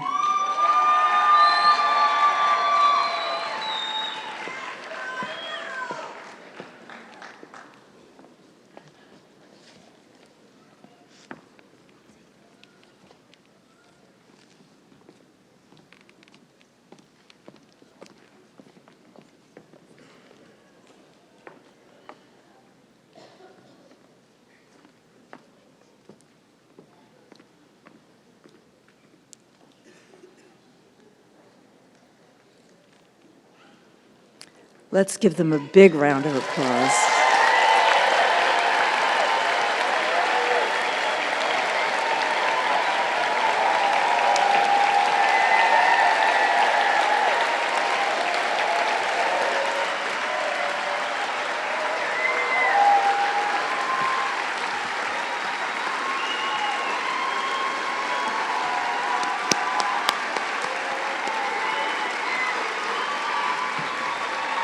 So, am I doing these two in a row? Yes. No, these are in the wrong order. Lauren's first. So I'll do, okay.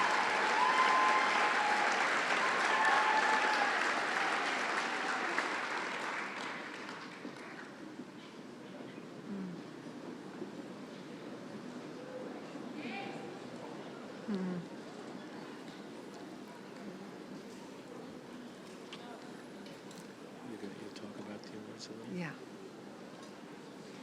All right, so now we have really the privilege of honoring some individuals who are here today. The first two awards are going to be to students graduating from the Master's in Spiritual Psychology program, and these are Student of the Year awards. The selection of the individuals to receive these is very difficult because we know the heart and soul of every student, and we see the beauty and the mastery within each one. So these are based on demonstrated mastery of the principles and practices, as well as outstanding performance in all of the academic areas. And the first award: with joy and loving kindness, you wholeheartedly demonstrate mastery. Your integration of the principles and practices of spiritual psychology and your application of them in your everyday life are truly inspirational. It is with heartfelt loving and deep respect that we acknowledge and celebrate you as a trailblazer in soul-centered legal education. University of Santa Monica 2016 Spiritual Psychology Student of the Year, Taimi Bryant.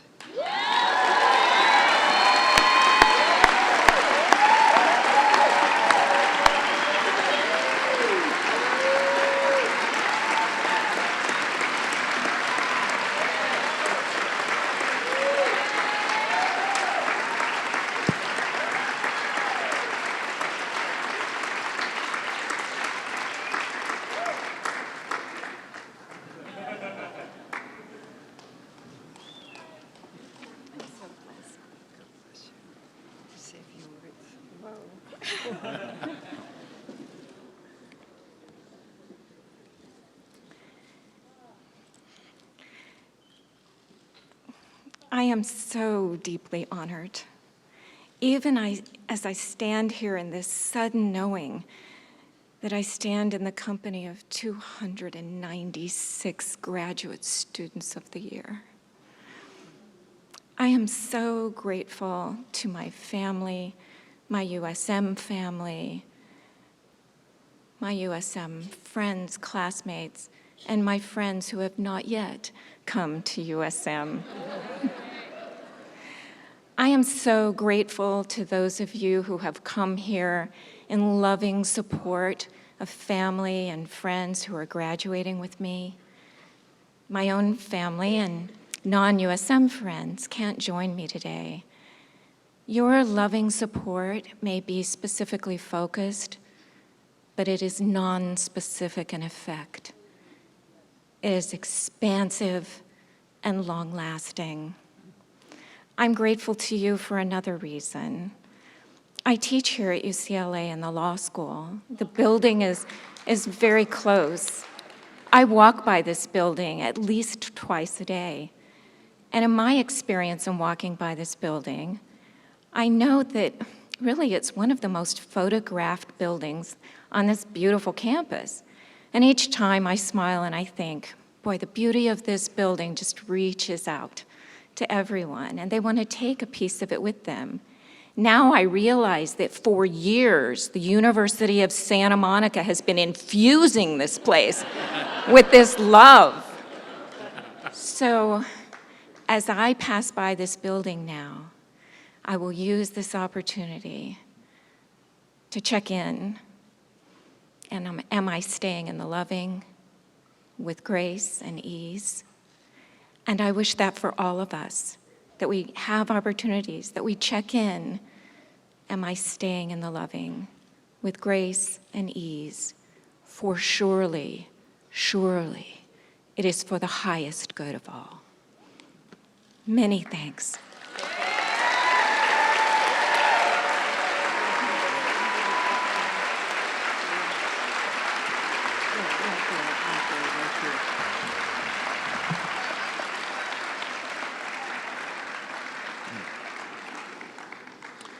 All right, so the second award of Student of the Year. As you trust in the inspiration of spirit, attuning to the song of your heart, you sound the high note through your healing music. Your creativity, enthusiasm, intuition, and dedication are expressed through manifesting your intention of uplifting of all of humanity. You demonstrate mastery on both the goal and soul lines of life. It is with great joy that we acknowledge and honor you, University of Santa Monica 2016 Spiritual Psychology Student of the Year, Walter Rizzosa.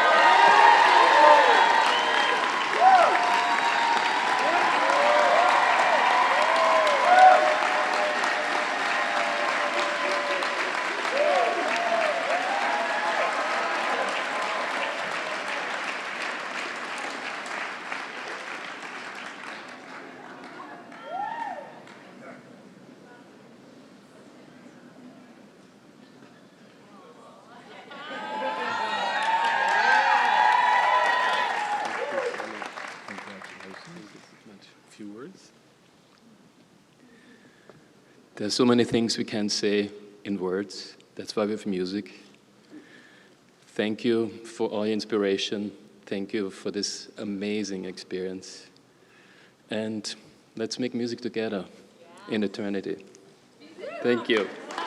Thanks to my family for supporting me.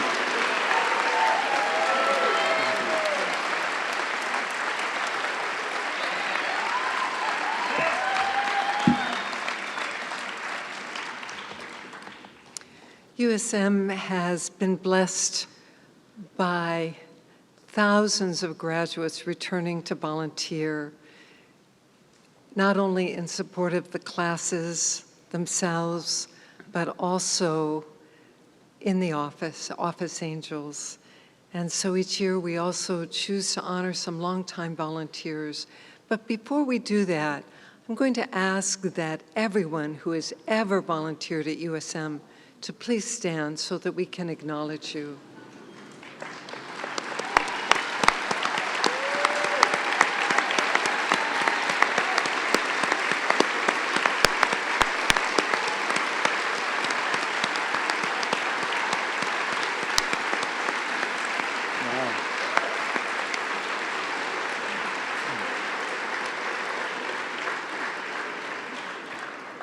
And from our hearts, Ron and I thank each and every one of you and the others who are not with us today, who have served here at USM.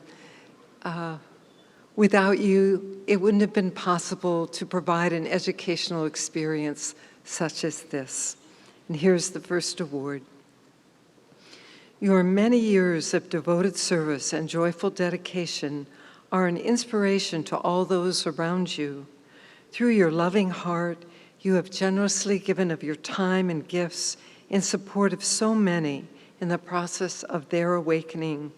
You are God's scribe, and through you pour Spirit's wisdom and humor. We love, honor, and appreciate you. University of Santa Monica 2016 Angel of the Year, Lauren Howard.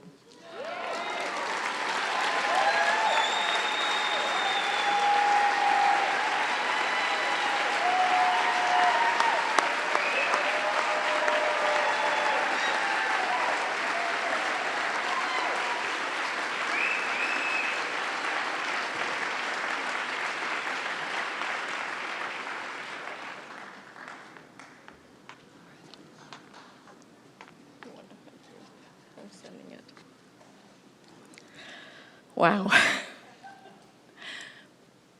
Thank you. To the university, I'm so grateful.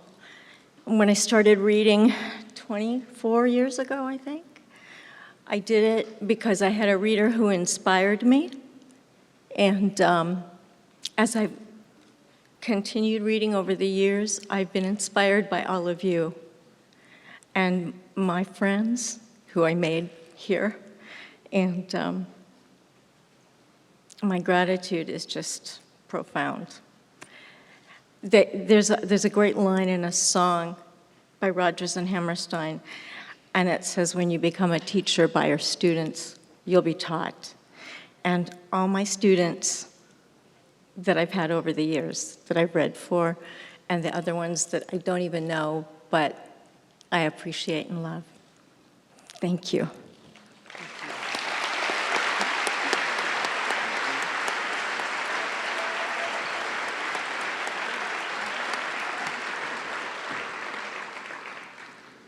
All right. So another Angel of the Year. Your attunement, inspired creativity, and tender heart are hallmarks of your service. Your loving is expressed through divine nurturance and generosity of spirit. You are a joyful presence. The beauty you create wherever you go is a reflection of the radiant beauty of your soul.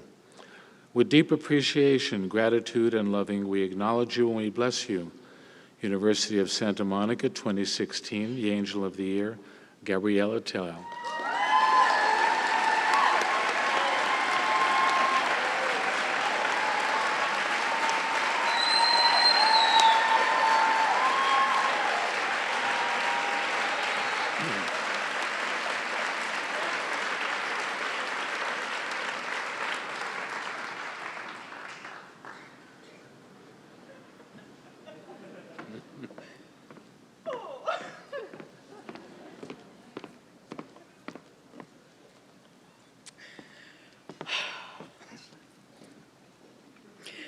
I never thought I would ever get this.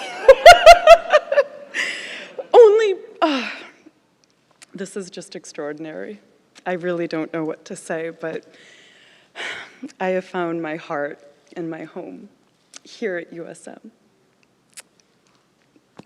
Thank you. Oh my goodness.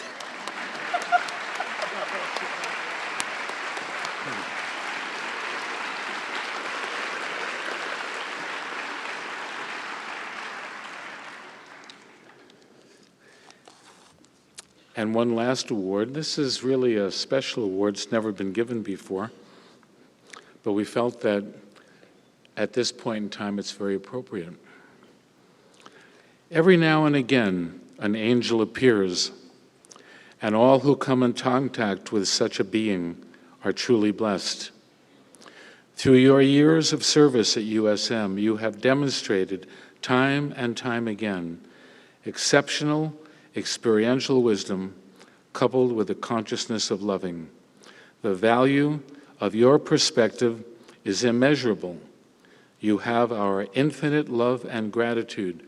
University of Santa Monica 2016 Angel of Light Service Award, Mike Murphy.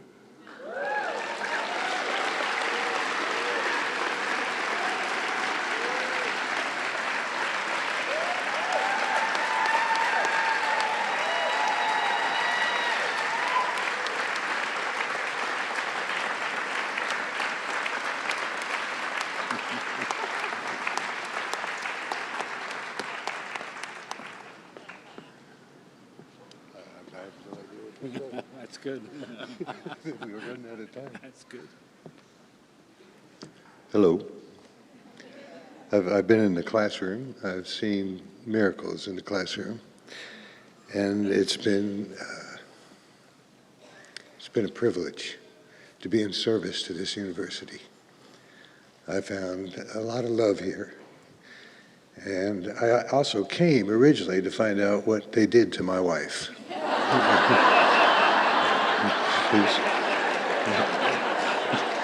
And every minute that I've been in service to this university, she's been in service to me and our family. And so I am, besides shocked, I wish my mother was alive, because she called me the only hell she ever raised. And she'd be very, very happy. And I am very, very humbled. And I thank you very much.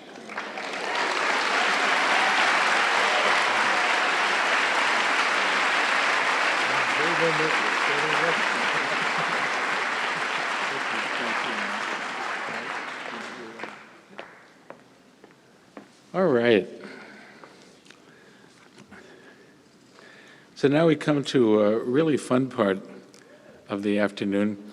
We've had many graduation speakers here, and the gentleman who is about to talk to you, of all the ones we've ever had, he was by far, the one who people thought was the most congruent with everything that we do here. And so this is why we asked him to come back in this particular graduation ceremony. So Robert Holden has, what can I say, is a coach extraordinaire. He lives in London. He's known there. He's known in Britain as, let's see, I wrote it down here. I want to get it exactly right. Well, I won't get it exactly right because that's Mary's book. But it was something like Britain's most authentically happy person. And I think that's true. We love Robert so much. We've used his books in our classes. Two of the best ones from our point of view are Authentic Success and Lovability. If you've not read those, we highly, highly, highly recommend it. But more than any of that, more than being on the Oprah Show, more than on and on and on and on, Robert is what we consider a soul brother. And so it is with great, great, great pleasure that I ask Robert Holden to please step forward.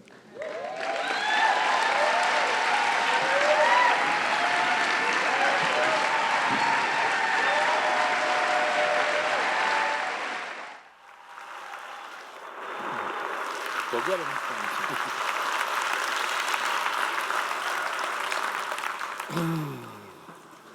Hi, everybody. Whoa! Oh, my goodness. What did you just do to this Englishman? I shall attempt to give a commencement speech, even though my circuits are blown. Blown by so much love, so much celebration, and so much joy.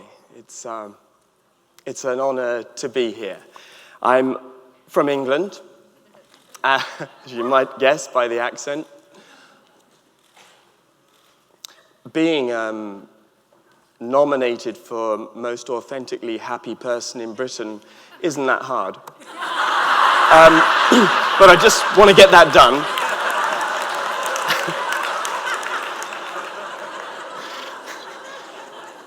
If you want a fast, unique selling point,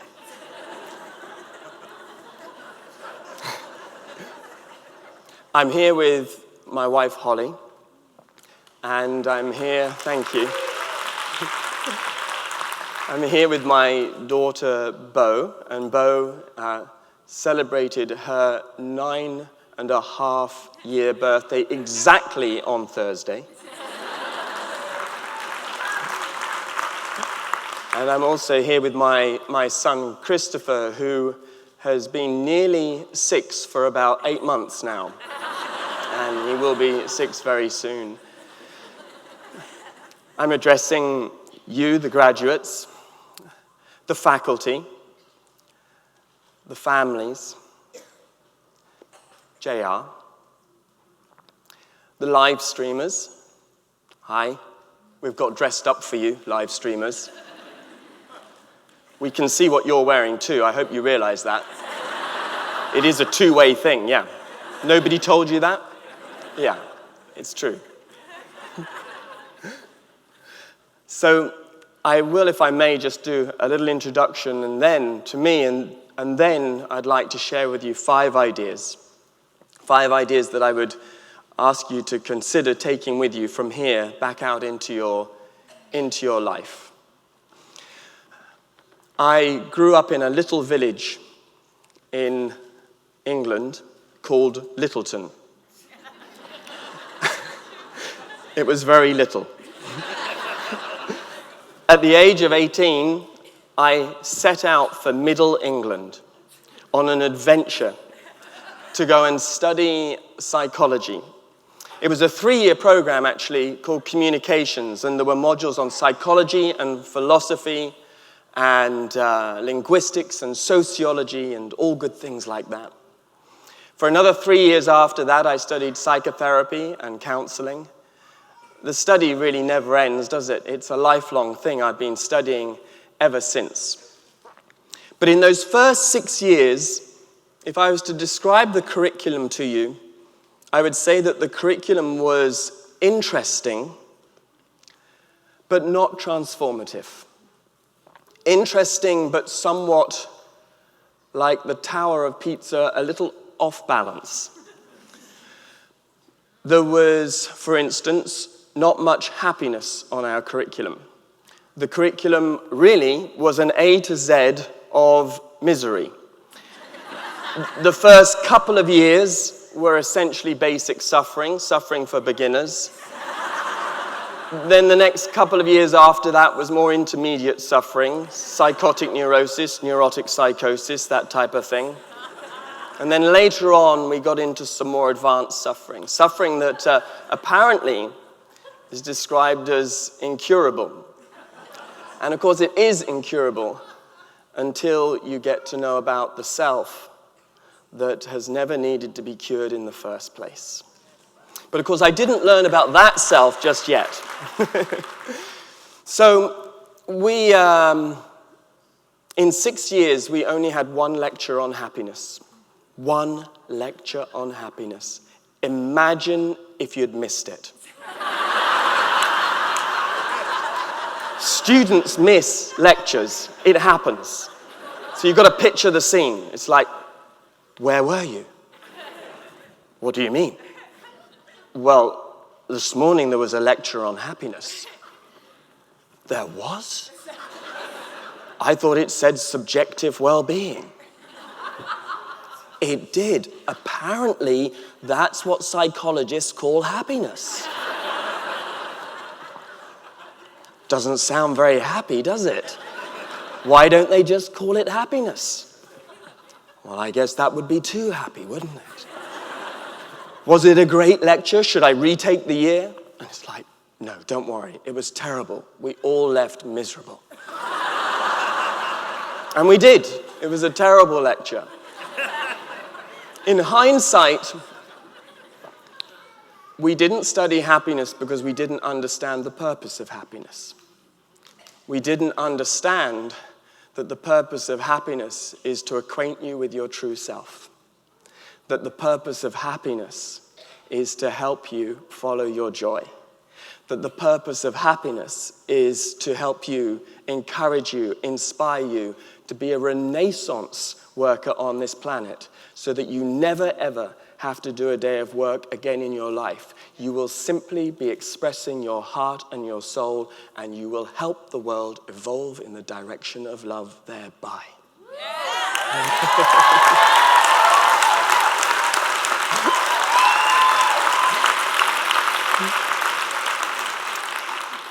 So we only had 1 lecture on happiness. We also, by the way, only had 1 lecture on love. Just 1, that's it. We didn't study love, we studied Freud. Freud said, when one is in love, one is very crazy. But Freud also said this, in the final analysis, in order not to fall ill, one must learn to love. And there were 2 or 3 lines like that, truly, that stayed with me all the way up until today.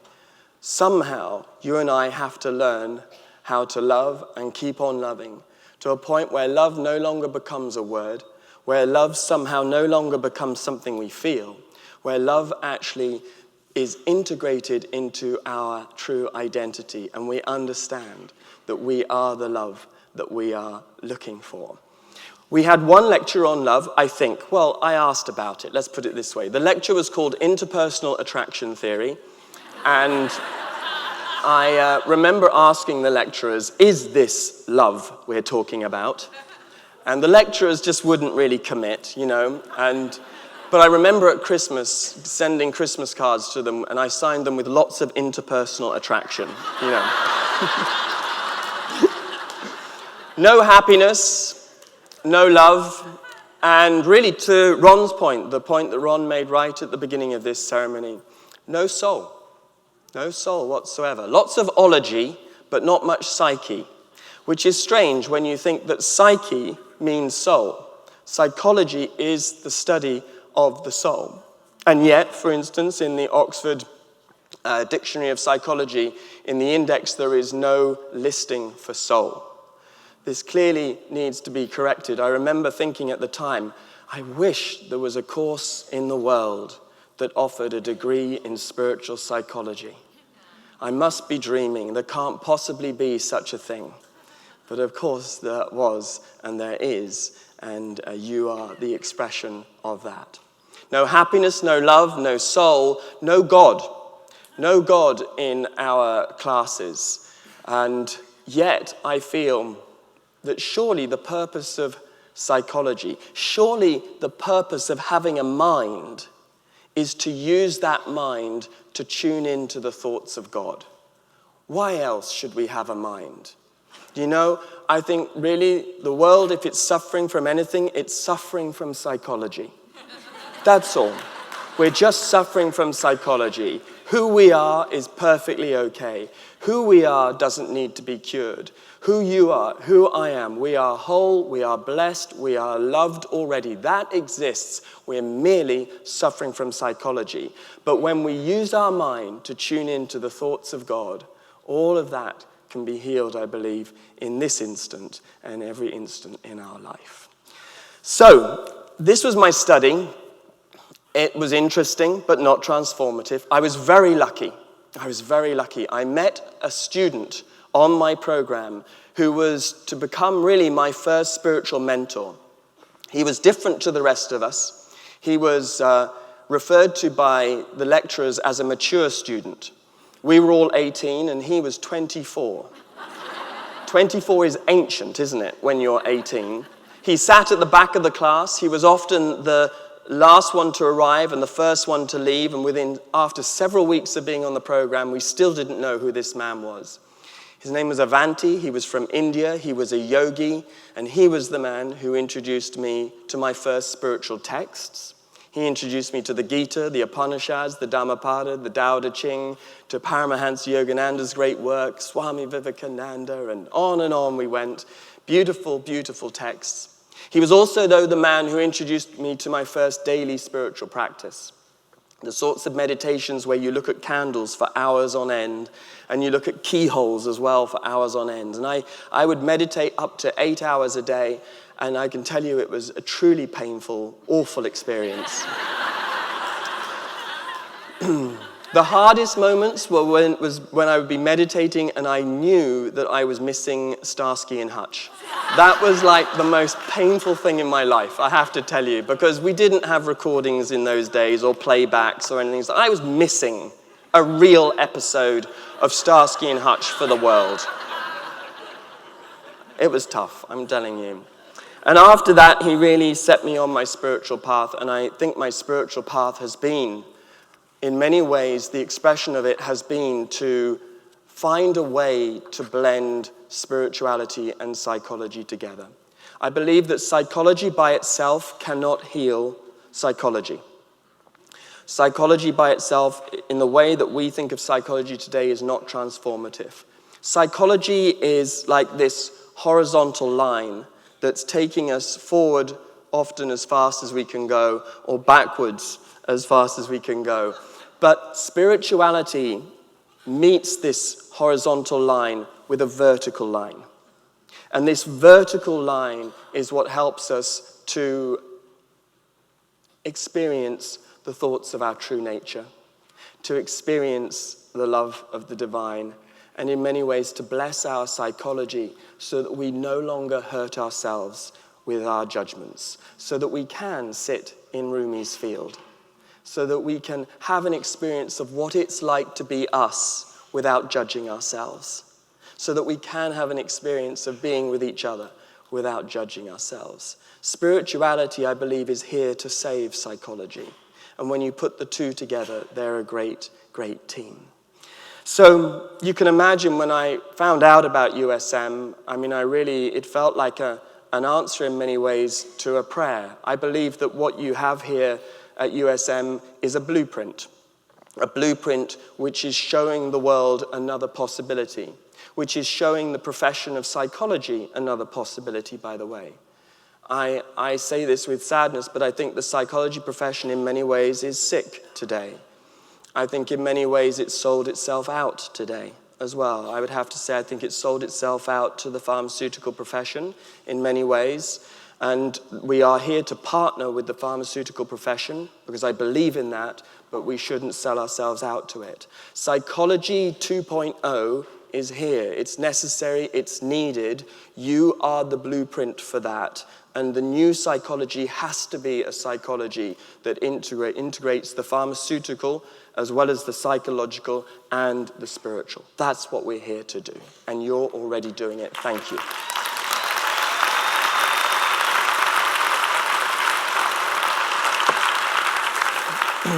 All right, so 5 messages. That looks like 10, but it's just because I'm doubly excited about my 5 messages. 5 messages.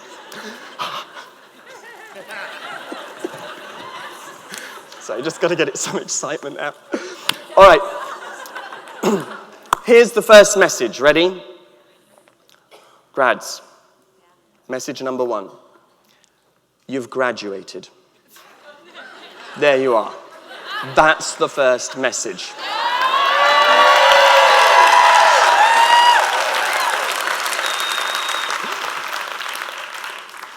Your first self, your real self, understands that this is a celebration. Your first self, your real self, understands you've already graduated. The other self, the self that came after the first self, the self you've been trying so hard to be all this time, still thinks you're about to graduate. And I just want you to know that bit's done. There's no catches anymore. It's completely happened. You see, the human story is really a story of 2 selves. The first self is the original self. This is the self, for instance, that in the Catholic tradition is referred to by some as the original blessing. The original blessing. This is your true self. The original sin is forgetting about the original blessing. Does that make sense? That's why we talk about the original sin. Not to feel guilty, but to remember the original blessing. That you and I are completely beyond needing to be cured. Because the greatest truth is, there's nothing wrong with us. We were created beautifully. That's the original blessing. Similarly, in the Buddhist tradition, we talk about the original face. And that's your original self. That's self number 1. That's the self that knows you've graduated. Self number 2 is what I call in my literature the learned self. The self we've learned to think of ourselves as. This is the self that the Greeks called the persona. They called the first self the psyche, psychology, but then the persona came in next, your mask. Freud calls this learned self your ego, a sense of a separate self. Western psychologists call this self a self-image. Austin Powers calls this your mini-me. Other commentators might call this self your Facebook self. Your original you knows that you have graduated and that it's not a mistake. The original you knows that you're not a clerical error. The original you knows that there isn't a final test before you leave this building. The original you understands that you are credited and accredited purely in spirit. The original you understands as well, fundamentally, that the faculty have not made a mistake about you. Okay? They know what they're doing. The not spiritual enough police are not on their way. They never will be. You've got it. Keep the certificate with you. Wrap it up, put it in your wallet, wherever you need to put, or your purse, but it's yours from now on, and you have truly graduated. You know, like in weddings, when there's that moment, is there anybody here who knows why these two should not be wed? Whoa. Lucky we didn't have one of those today, wasn't it? Especially with the family here and everything. Oh, jeepers. The honest truth is that you graduated the moment you signed up for the program.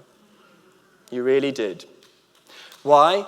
Because even though you told yourself 1 time, 10 times, 100 times not to do this program yet, even though you told yourself however many times it was that this was not the right time to do the program, even though you had many good reasons not to do this program, you still stepped up and you enrolled.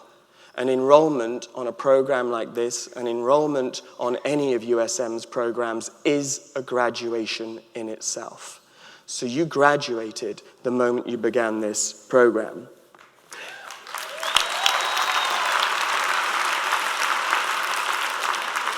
And your family and friends felt it. They felt it because as you stepped up to the plate, you invited all of us, your family and friends, to step up to the plate in our way too. Why is that? Because when one member of the family decides to grow, fasten your seatbelts, everybody else in the family, we all are invited to grow. And it's the way it works, isn't it? It's how it happens. You've always had the power, my dear. You've had it all along, said the witch and the wizard from the north. And I hope you believed it, because they saw that power in you right from the beginning. From here, you will keep on graduating. I honestly believe that your goal is, and my goal, and all of our goals, is to become more and more of the person we already are. And for that reason, our graduating will be a lifelong process. If you ever think something is missing in your life, it's probably you. It's probably more of the real you. If you think something's missing in your relationships, if you think something's missing in your work, if you think something is missing in your spiritual practice, in your creativity, it's probably you. And you graduate when you dare to step forward and be even more of who you have come here to be. That's the goal. That's what this works for.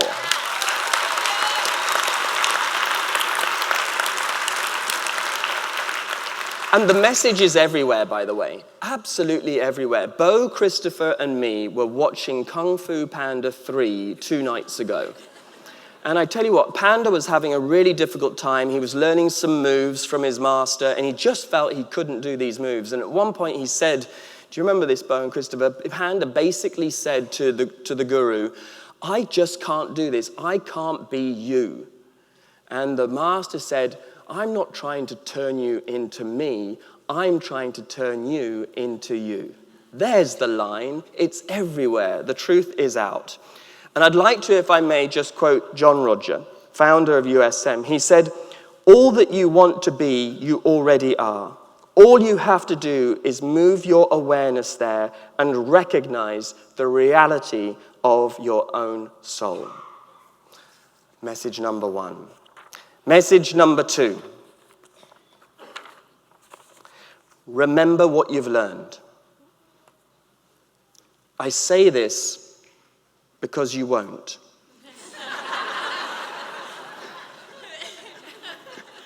It just seems to be the way of things, yeah?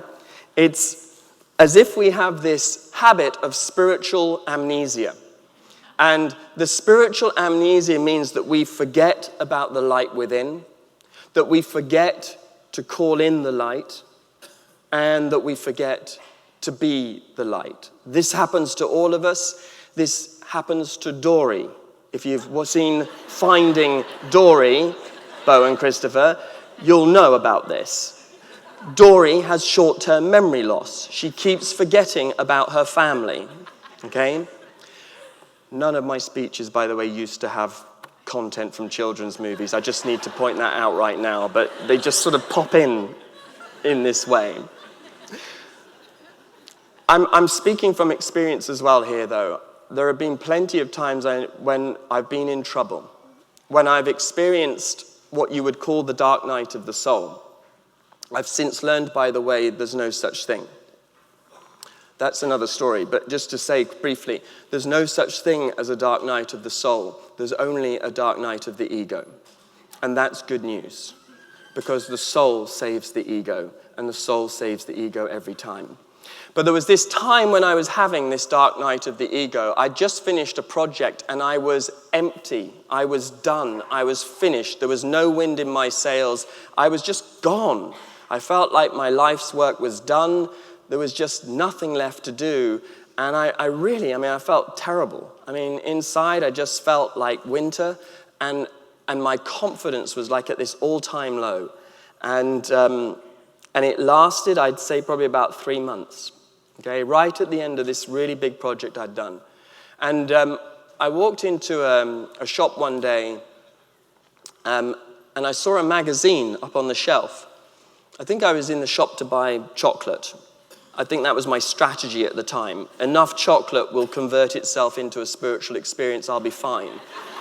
But anyway, there was this magazine, and it had an article on the front cover, and it said, "Boost your confidence." Boost your confidence, and I think it was like 10 guaranteed methods by world experts in self-esteem. And I was at such a low point, I just thought, I've got to buy that magazine, because maybe that's why I'm really in this shop. Anyway, I got the magazine home, and I don't know if it was person number 1 or person number 2, but this was the really terrible thing. It was me. I was like the world expert number 1 or world expert number 2. And the thing I was saying was something about being even more of who you really are. And it was just this extraordinary moment, a comedy, of course, of looking at this article and realizing, my goodness, I really do know what I need to know. This is a question of digging deep and understanding that it's there. The great thing, I suppose, about remembering what it is we're here to learn is to understand that the truth is something we don't really learn, it's something we recognize. Can you think about this for a moment, like in your life, when you've ever heard something that's really truthful? It's not as if you are hearing it for the first time. It's not like a, wow, I've never thought that. It's more like a, yes, that's the truth. Does that make sense? And when we respond to truth like that, that must, to me, mean we carry the truth. You and I already know what we need to know. You especially know what you need to know. You are equipped for that now. So now the key is to honor that and to understand that you have this direct line to all of the wisdom that you are ever going to need in your life at this point and forevermore. And there are no exceptions to this. There's a Buddhist master called Hulnick who said, from the very beginning, all beings are Buddha. From the very beginning, all beings are Buddha. William Wordsworth said, we come trailing clouds of glory. We come with what we need. Rumi said, we are swimming in intelligence. This intelligence is here for us the whole time. And in my favorite book, A Course in Miracles, it says, enlightenment is but a recognition, not a change at all. Enlightenment is but a recognition, not a change at all. So that's message number 2. Message number 3. Message number 3, I think in some ways, there's an echo here from what Mary shared with you earlier. Message number 3 is make no plans. make no plans. You've graduated. Right now, you exist in a field which is, if you like, Rumi's field of non-judgment, but it's also a field of infinite possibility. This moment, right here, right now, infinite possibility. You've graduated. You're not normal anymore. You never were normal, but you'll never be able to try to be as normal as you were trying to be before, so don't do it anymore. It's all right. Normal has a terrible track record on this planet, so we can afford to let go of trying to be normal. This is a field of possibility. Your future is recalibrating itself entirely right now.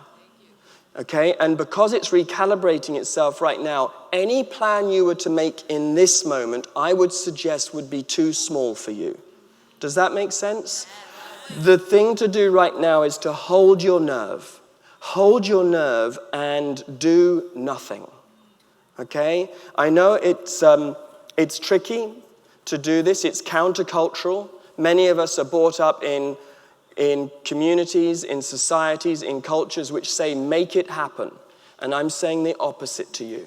I'm saying right now, let's not make anything happen.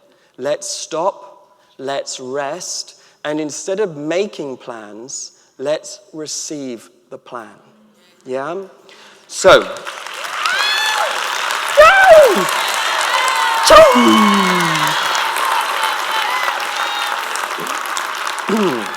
so this is my favorite book, A Course in Miracles. Anybody come across A Course in Miracles before? Can I see? Woo! Course in Miracles is a publishing phenomenon. It's sold millions of copies all over the world and hardly anyone's read it. Because it's 1,400 pages of poetry, that's why. It was never meant to be presented as prose. It's poetry. This book is a love letter from the soul to the ego. And I'd like to read to you a little bit about plans, okay? This is how it works. It says, a healed mind does not plan. It carries out the plans that it receives through listening to wisdom that is not its own. It waits until it has been taught what should be done and then proceeds to do it. It does not depend upon itself for anything except its adequacy to fulfill the plans assigned to it. It is secure in certainty that obstacles cannot impede its progress to accomplishment of any goal that serves the greater plan established for the good of everyone. A healed mind is relieved of the belief that it must plan, although it cannot know the outcome which is best, the means by which it is achieved, nor how to recognize the problem that the plan is made to solve. The mind that plans is thus refusing to allow for change. Today, we will receive instead of plan, that we may give instead of organize. And then it finishes like this. It says, if there are plans to make, you will be told about them. They may not be the plans you thought were needed, nor indeed the answers to the problems which you thought confronted you, but they are answers to another kind of question, which remains unanswered yet, and yet in need of answering until the answer comes to you at last. It says, and this is curious, it says in the text, this is your Easter time. Try not to shape this day as you believe would benefit you most, for you cannot conceive of all of the happiness that comes to you without your planning. This is what the Course has to say about plans and receiving plans instead of making them. I'd have to say to you, my whole life, I've had a plan. I've had lots of plans, and almost all of them haven't worked. I still feel the temptation to make plans, but I can honestly say to you the best things that have ever happened to me have happened to me without my plan. One instance, just to give you an example, And this sort of fits again, Mary, with your story about being a bit too busy to hang out with JR. I was very lucky to work on a project with a brand called Dove, Dove and the Real Beauty campaign. Have you come across that campaign at all? It's a wonderful campaign, I believe. It was trying to show the world another way to do things. I was the coach to 2 of the presidents of Dove for a period of 5 years, and it really does remain some of the most wonderful, beautiful work I think that I've ever participated in. How it came about. My friend Dana Zohar, who's the author of a book called Spiritual Intelligence, invited me to dinner with a senior leader of Unilever. Unilever owns the brand called Dove. She had a feeling that I would enjoy this man's company, and she asked me would I like to come to dinner too. Now my first thought was no, mostly because I wasn't invited to the dinner by him.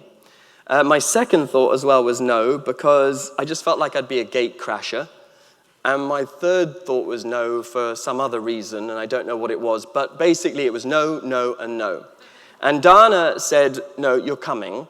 So I came to the dinner, and over dinner, this man offered me an invitation to give a talk in Singapore. It would be in Singapore that I would meet Silvio Lagnado, the president of Dove, and that I would then begin this program for 5 years of trying to help the world of marketing see what's possible when you come from love in your work. But I so nearly missed it, because when he offered me a chance to speak in Singapore, I had my diary with me, and he said, are you free on this date? He was sort of sitting in front of me, and I was sitting with, Dana was here, and I was here. And he offered me this date to go and speak in Singapore. And I opened up my diary, and I said, I'm sorry, I'm booked, I can't come. And I was holding my diary a bit like this. And Dana looked over at my diary and said, but Robert, it only says golf. And I nearly missed one of the greatest projects of my life because of, again, I had a plan to play golf, okay? That was how it nearly happened. So I'm going to suggest to you, make no plans, but what I would like you to do is to commit all over again to your daily spiritual practice. Whatever your daily spiritual practice is, one way to graduate, I believe, in your daily spiritual practice is to fall in love with your practice all over again. What is a daily spiritual practice? It can be many things, and this is one way to describe a practice which I've written for you, and it's a poem called So Sweet. She is so sweet to me, my soul. Each day starts with a bang, taking breakfast orders downstairs in the kitchen cafe, doing the school run against the clock, working through another to-do list, which I'm not on. It's so non-stop, but when I do manage to pause and pay attention to my life, I always find a love note waiting for me in my heart. She is so sweet to me, my soul. Strength, courage, and wisdom. She goes with me wherever I go. She is my constant, and she always tells me what I most need to know. My soul, she loves me. She just can't help it, posting love notes in my heart while I'm fighting traffic, being busy, doing my day. She is so sweet to me, my soul. That, for me, is what the essence of a daily spiritual practice is about. Thank you. 2 more things, 2 more messages. Message number 4, beware of dysfunctional independence. Dysfunctional independence, we need to talk, particularly if you're from a country which celebrates Independence Day, particularly if you're from a country that's just left Europe.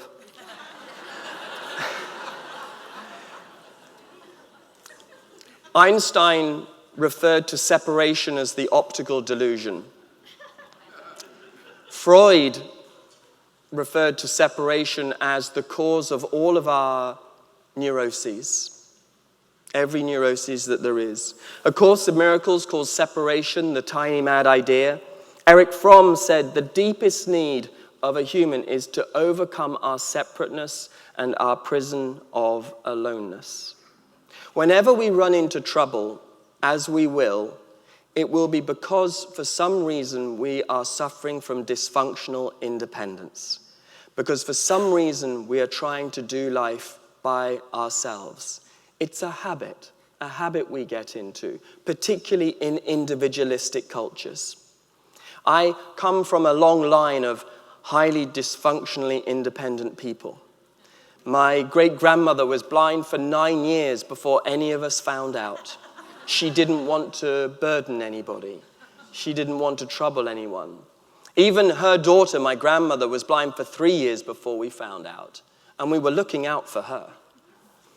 At her 60th wedding anniversary, my grandmother had this song which she wanted played like every 3 or 4 songs, and it was Frank Sinatra's My Way. That's the anthem of independent people, let me tell you. Independence looks cool. Independence is helpful. Independence gets you out of a spot of bother. You will be able to look back on your life and you will be able to find moments where your independence was an act of love, it was healthy, it helped you to be true to yourself and to find that voice for love. But there comes a point on the spiritual path, if we're going to keep on graduating, where we have to become less and less independent. And we have to become more and more dependent. And not many people talk to us about this. But fundamentally, too much independence and we can only go so far. The next level of success for you, the next level of success for USM is an interdependence, which allows the whole world to participate in your success, which means that you participate more in the world's success as well. We give up our dysfunctional independence so as to become wholly dependent on what we can truly trust. I honestly believe the spiritual path is about fundamentally becoming wholly dependent on the divine, so that we ask the divine for grace, for blessings, for guidance in everything we do, whether it's ordering from a menu, or whether it's selecting something from our favorite shop, like, I don't know, just some new dress, some new suit, everything, we ask the divine. The great thing is, and you know this, USMers don't do it alone. You are part of a community here, and my encouragement to you will be to stay as strongly in this community as possible, to bring more people into this community too, so that this community doesn't have hard edges, so that it can actually relate to other communities around the world, but that we find this way truly to stay connected and to know that really you have the support of 5,500 graduates at least who are helping you right now. And that doesn't even count, by the way, I think, not just the faculty, physical faculty, but the spiritual faculty that's behind you as well. Ever since I have been introduced to USM, I feel like I've become just part of a family. Wherever I go in the world, wherever my family goes in the world, we meet somebody who comes up and says, "Hi, I'm a USMer." And it's remarkable how often it happens. I've been thinking about this. What is this USM? I'm thinking it's a code for, and I've written this down, maybe it's some sort of universal soul membership.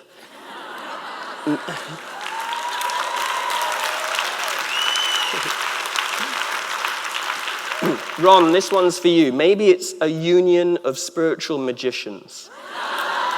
Something like that. But it's so powerful. This USM, if it was a card, like a USM card, it would be better than Fast Track at Disney, Reserve and Ride at Legoland, Priority Pass at an airport. I mean, this would be a powerful card, I'm telling you. You can get stuff done with this card. My encouragement to you here, truly, is to become more and more dependent on what you know to be true. And in this way, we become less and less dysfunctionally independent. And in becoming less and less dysfunctionally independent, we can trust. We can trust that we are here to do something powerful and that we have the power of the universe behind us to do it. Message number 5. You're ready. You are ready. I'm going to go back to the tale of two selves. There's one self that's already ready. There's one self that's been ready right from the beginning. There was a self made by the divine that made you completely whole, completely hooked up to the oneness, and available to infinite possibility. There is another self that's getting ready, and that's been getting ready for a very long time. When I was around about 18 years or so, around about 18 years old or so, I began to note a fantasy, a recurring fantasy that was happening in my life.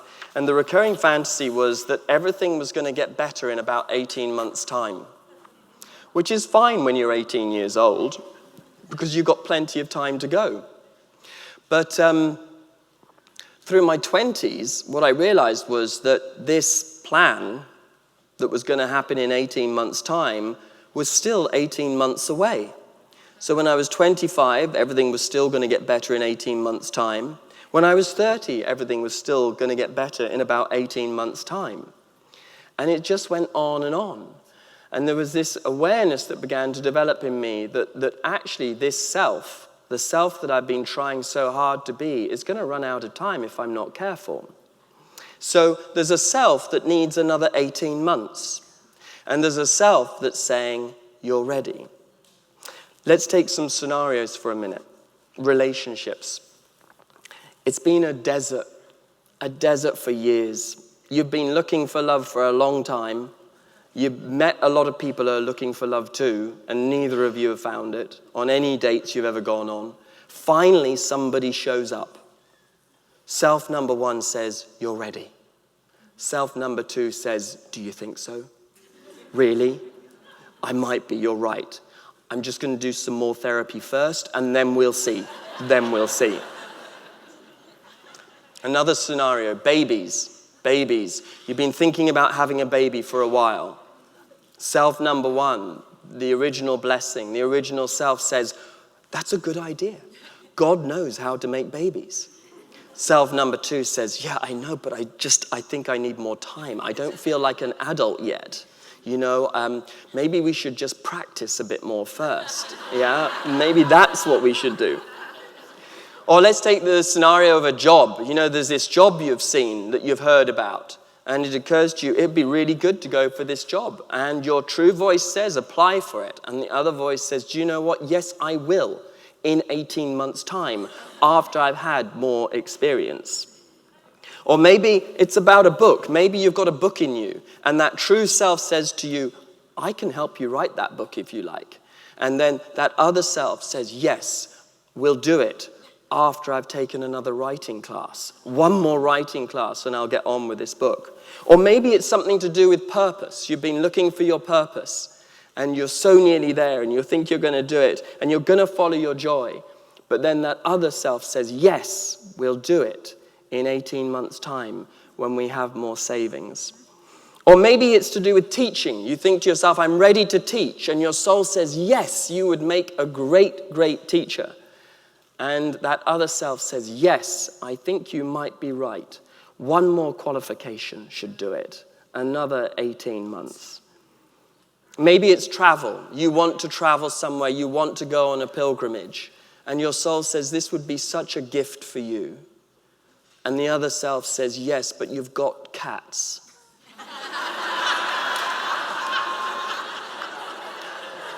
And also a guinea pig that lives in the garden. Really? Oh, yeah. I forgot about the guinea pig. I haven't fed the guinea pig.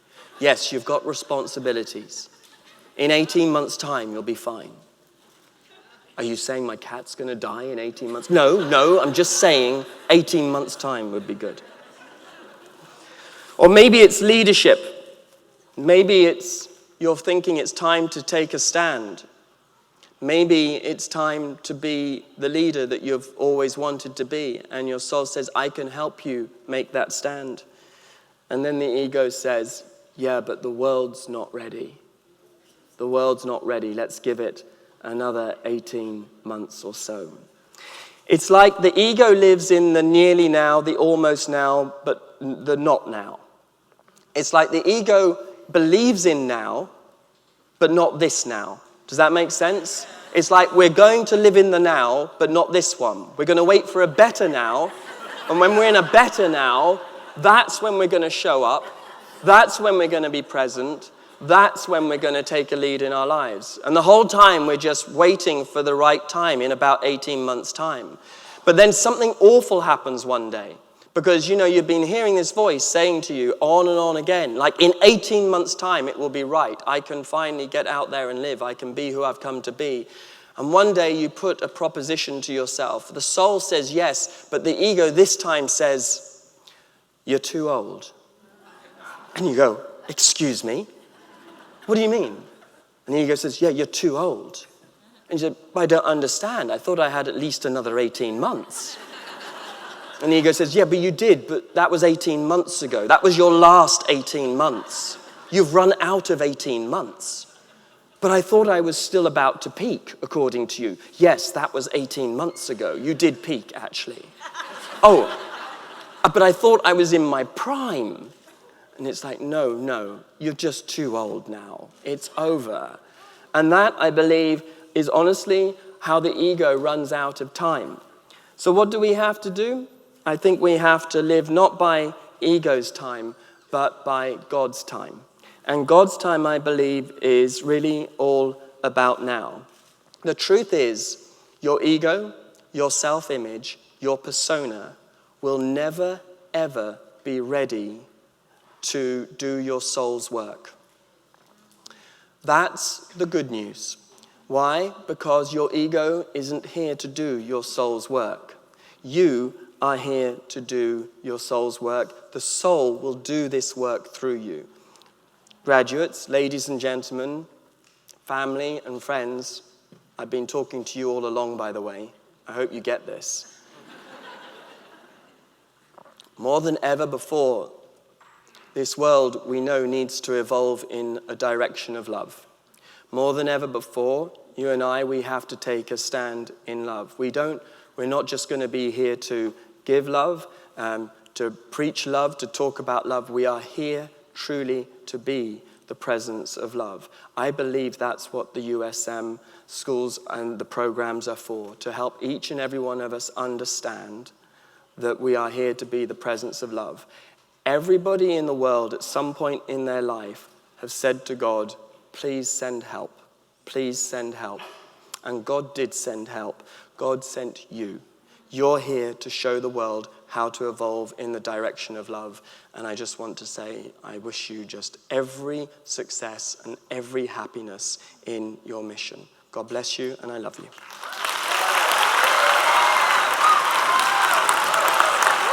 Thank you. Thank you. Thank you. I love you very much. Thank you. Thank you. Thank you.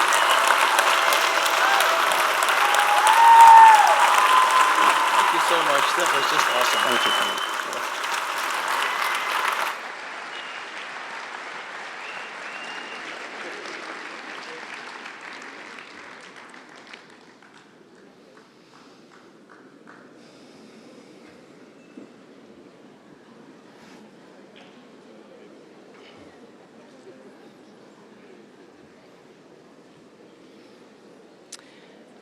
Thank you, Dr. Holden, Robert. Thank you for pushing the envelope on enhancing the concept of subjective well-being. And speaking of loving, I love your quote, "Be a blessing to everyone you meet today." And you're being a blessing to your kids right now. The quote, "Be a blessing to everyone you meet today," is just so perfect. And thank you for being a blessing to us today.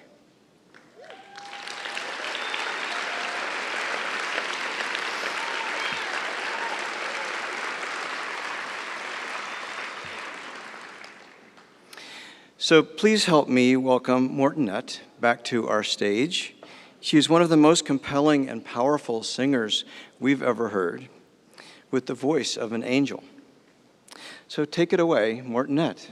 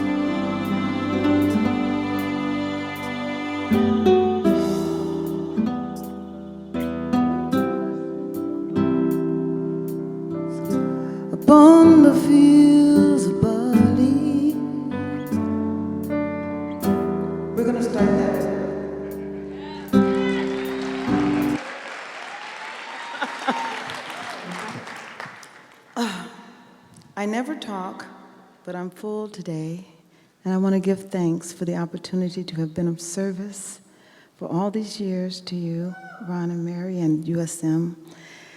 And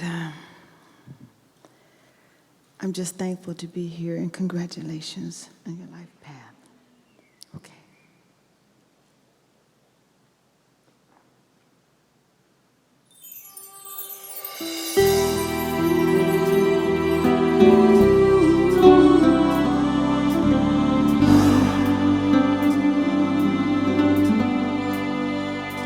You remember me when the west wind moves among the fields of barley. You'll forget the past and its jealous skies as we walk in fields of gold. So she took her love for to gaze a while upon the fields of barley. In his arms she fell as her hair came down among the fields of gold.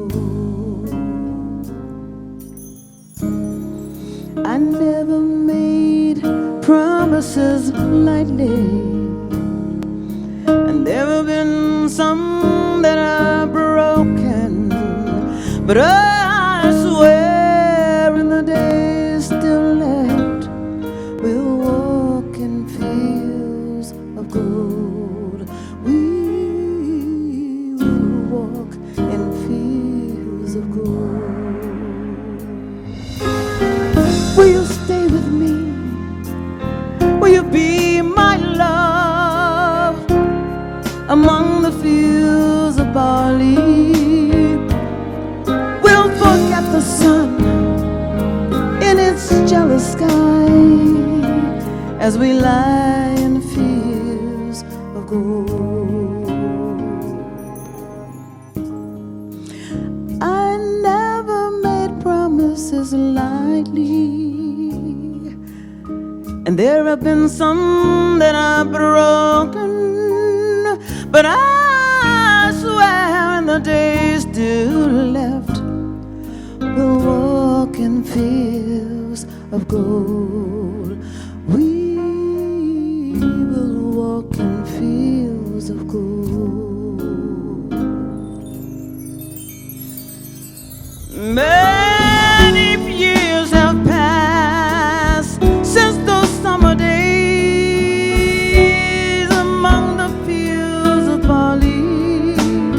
See the children run as the sun goes down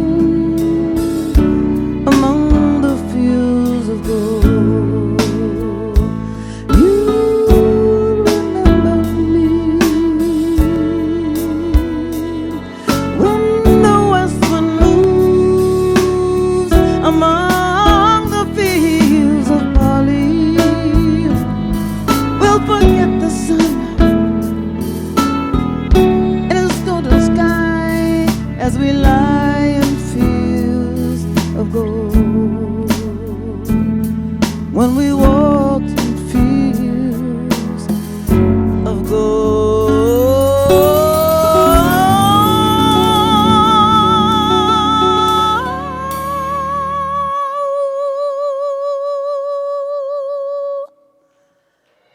we will always walk in fields of gold.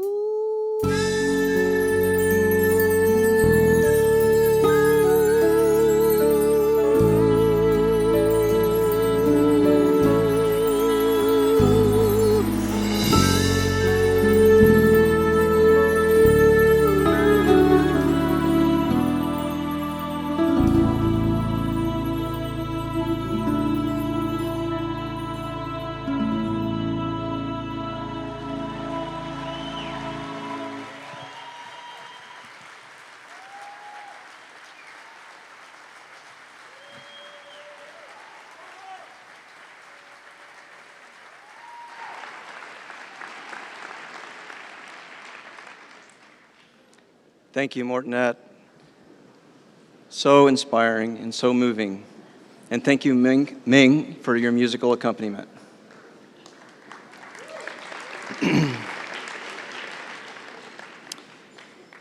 So, there is one acknowledgement that doesn't usually get made, and there's a particular beauty to what she brings, and that's the signing by Linda.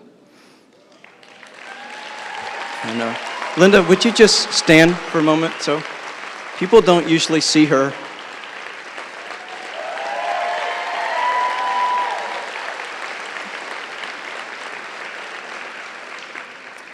I think that meant I love you, all of you. Yeah. So, we are drawing to a close, and if you're interested in learning more about USM and classes which start this fall, there will be a complimentary evening this Wednesday, August 31st, starting at 7:15, where Ron and Mary Hulnick will share about the Soul-Centered Living 10-month curriculum in the certificate program in spiritual psychology. To RSVP, call the university or go to the USM website. Finally, we are extending an invitation to everyone here for refreshments and to meet Dr. Ron and Mary Hulnick out in the quad. To get to the quad, you exit the rear of this room and make a left, and it's about 100 yards or so to the left once you exit here. So as we conclude our ceremony today, may each of you take with you a blessing. God bless you.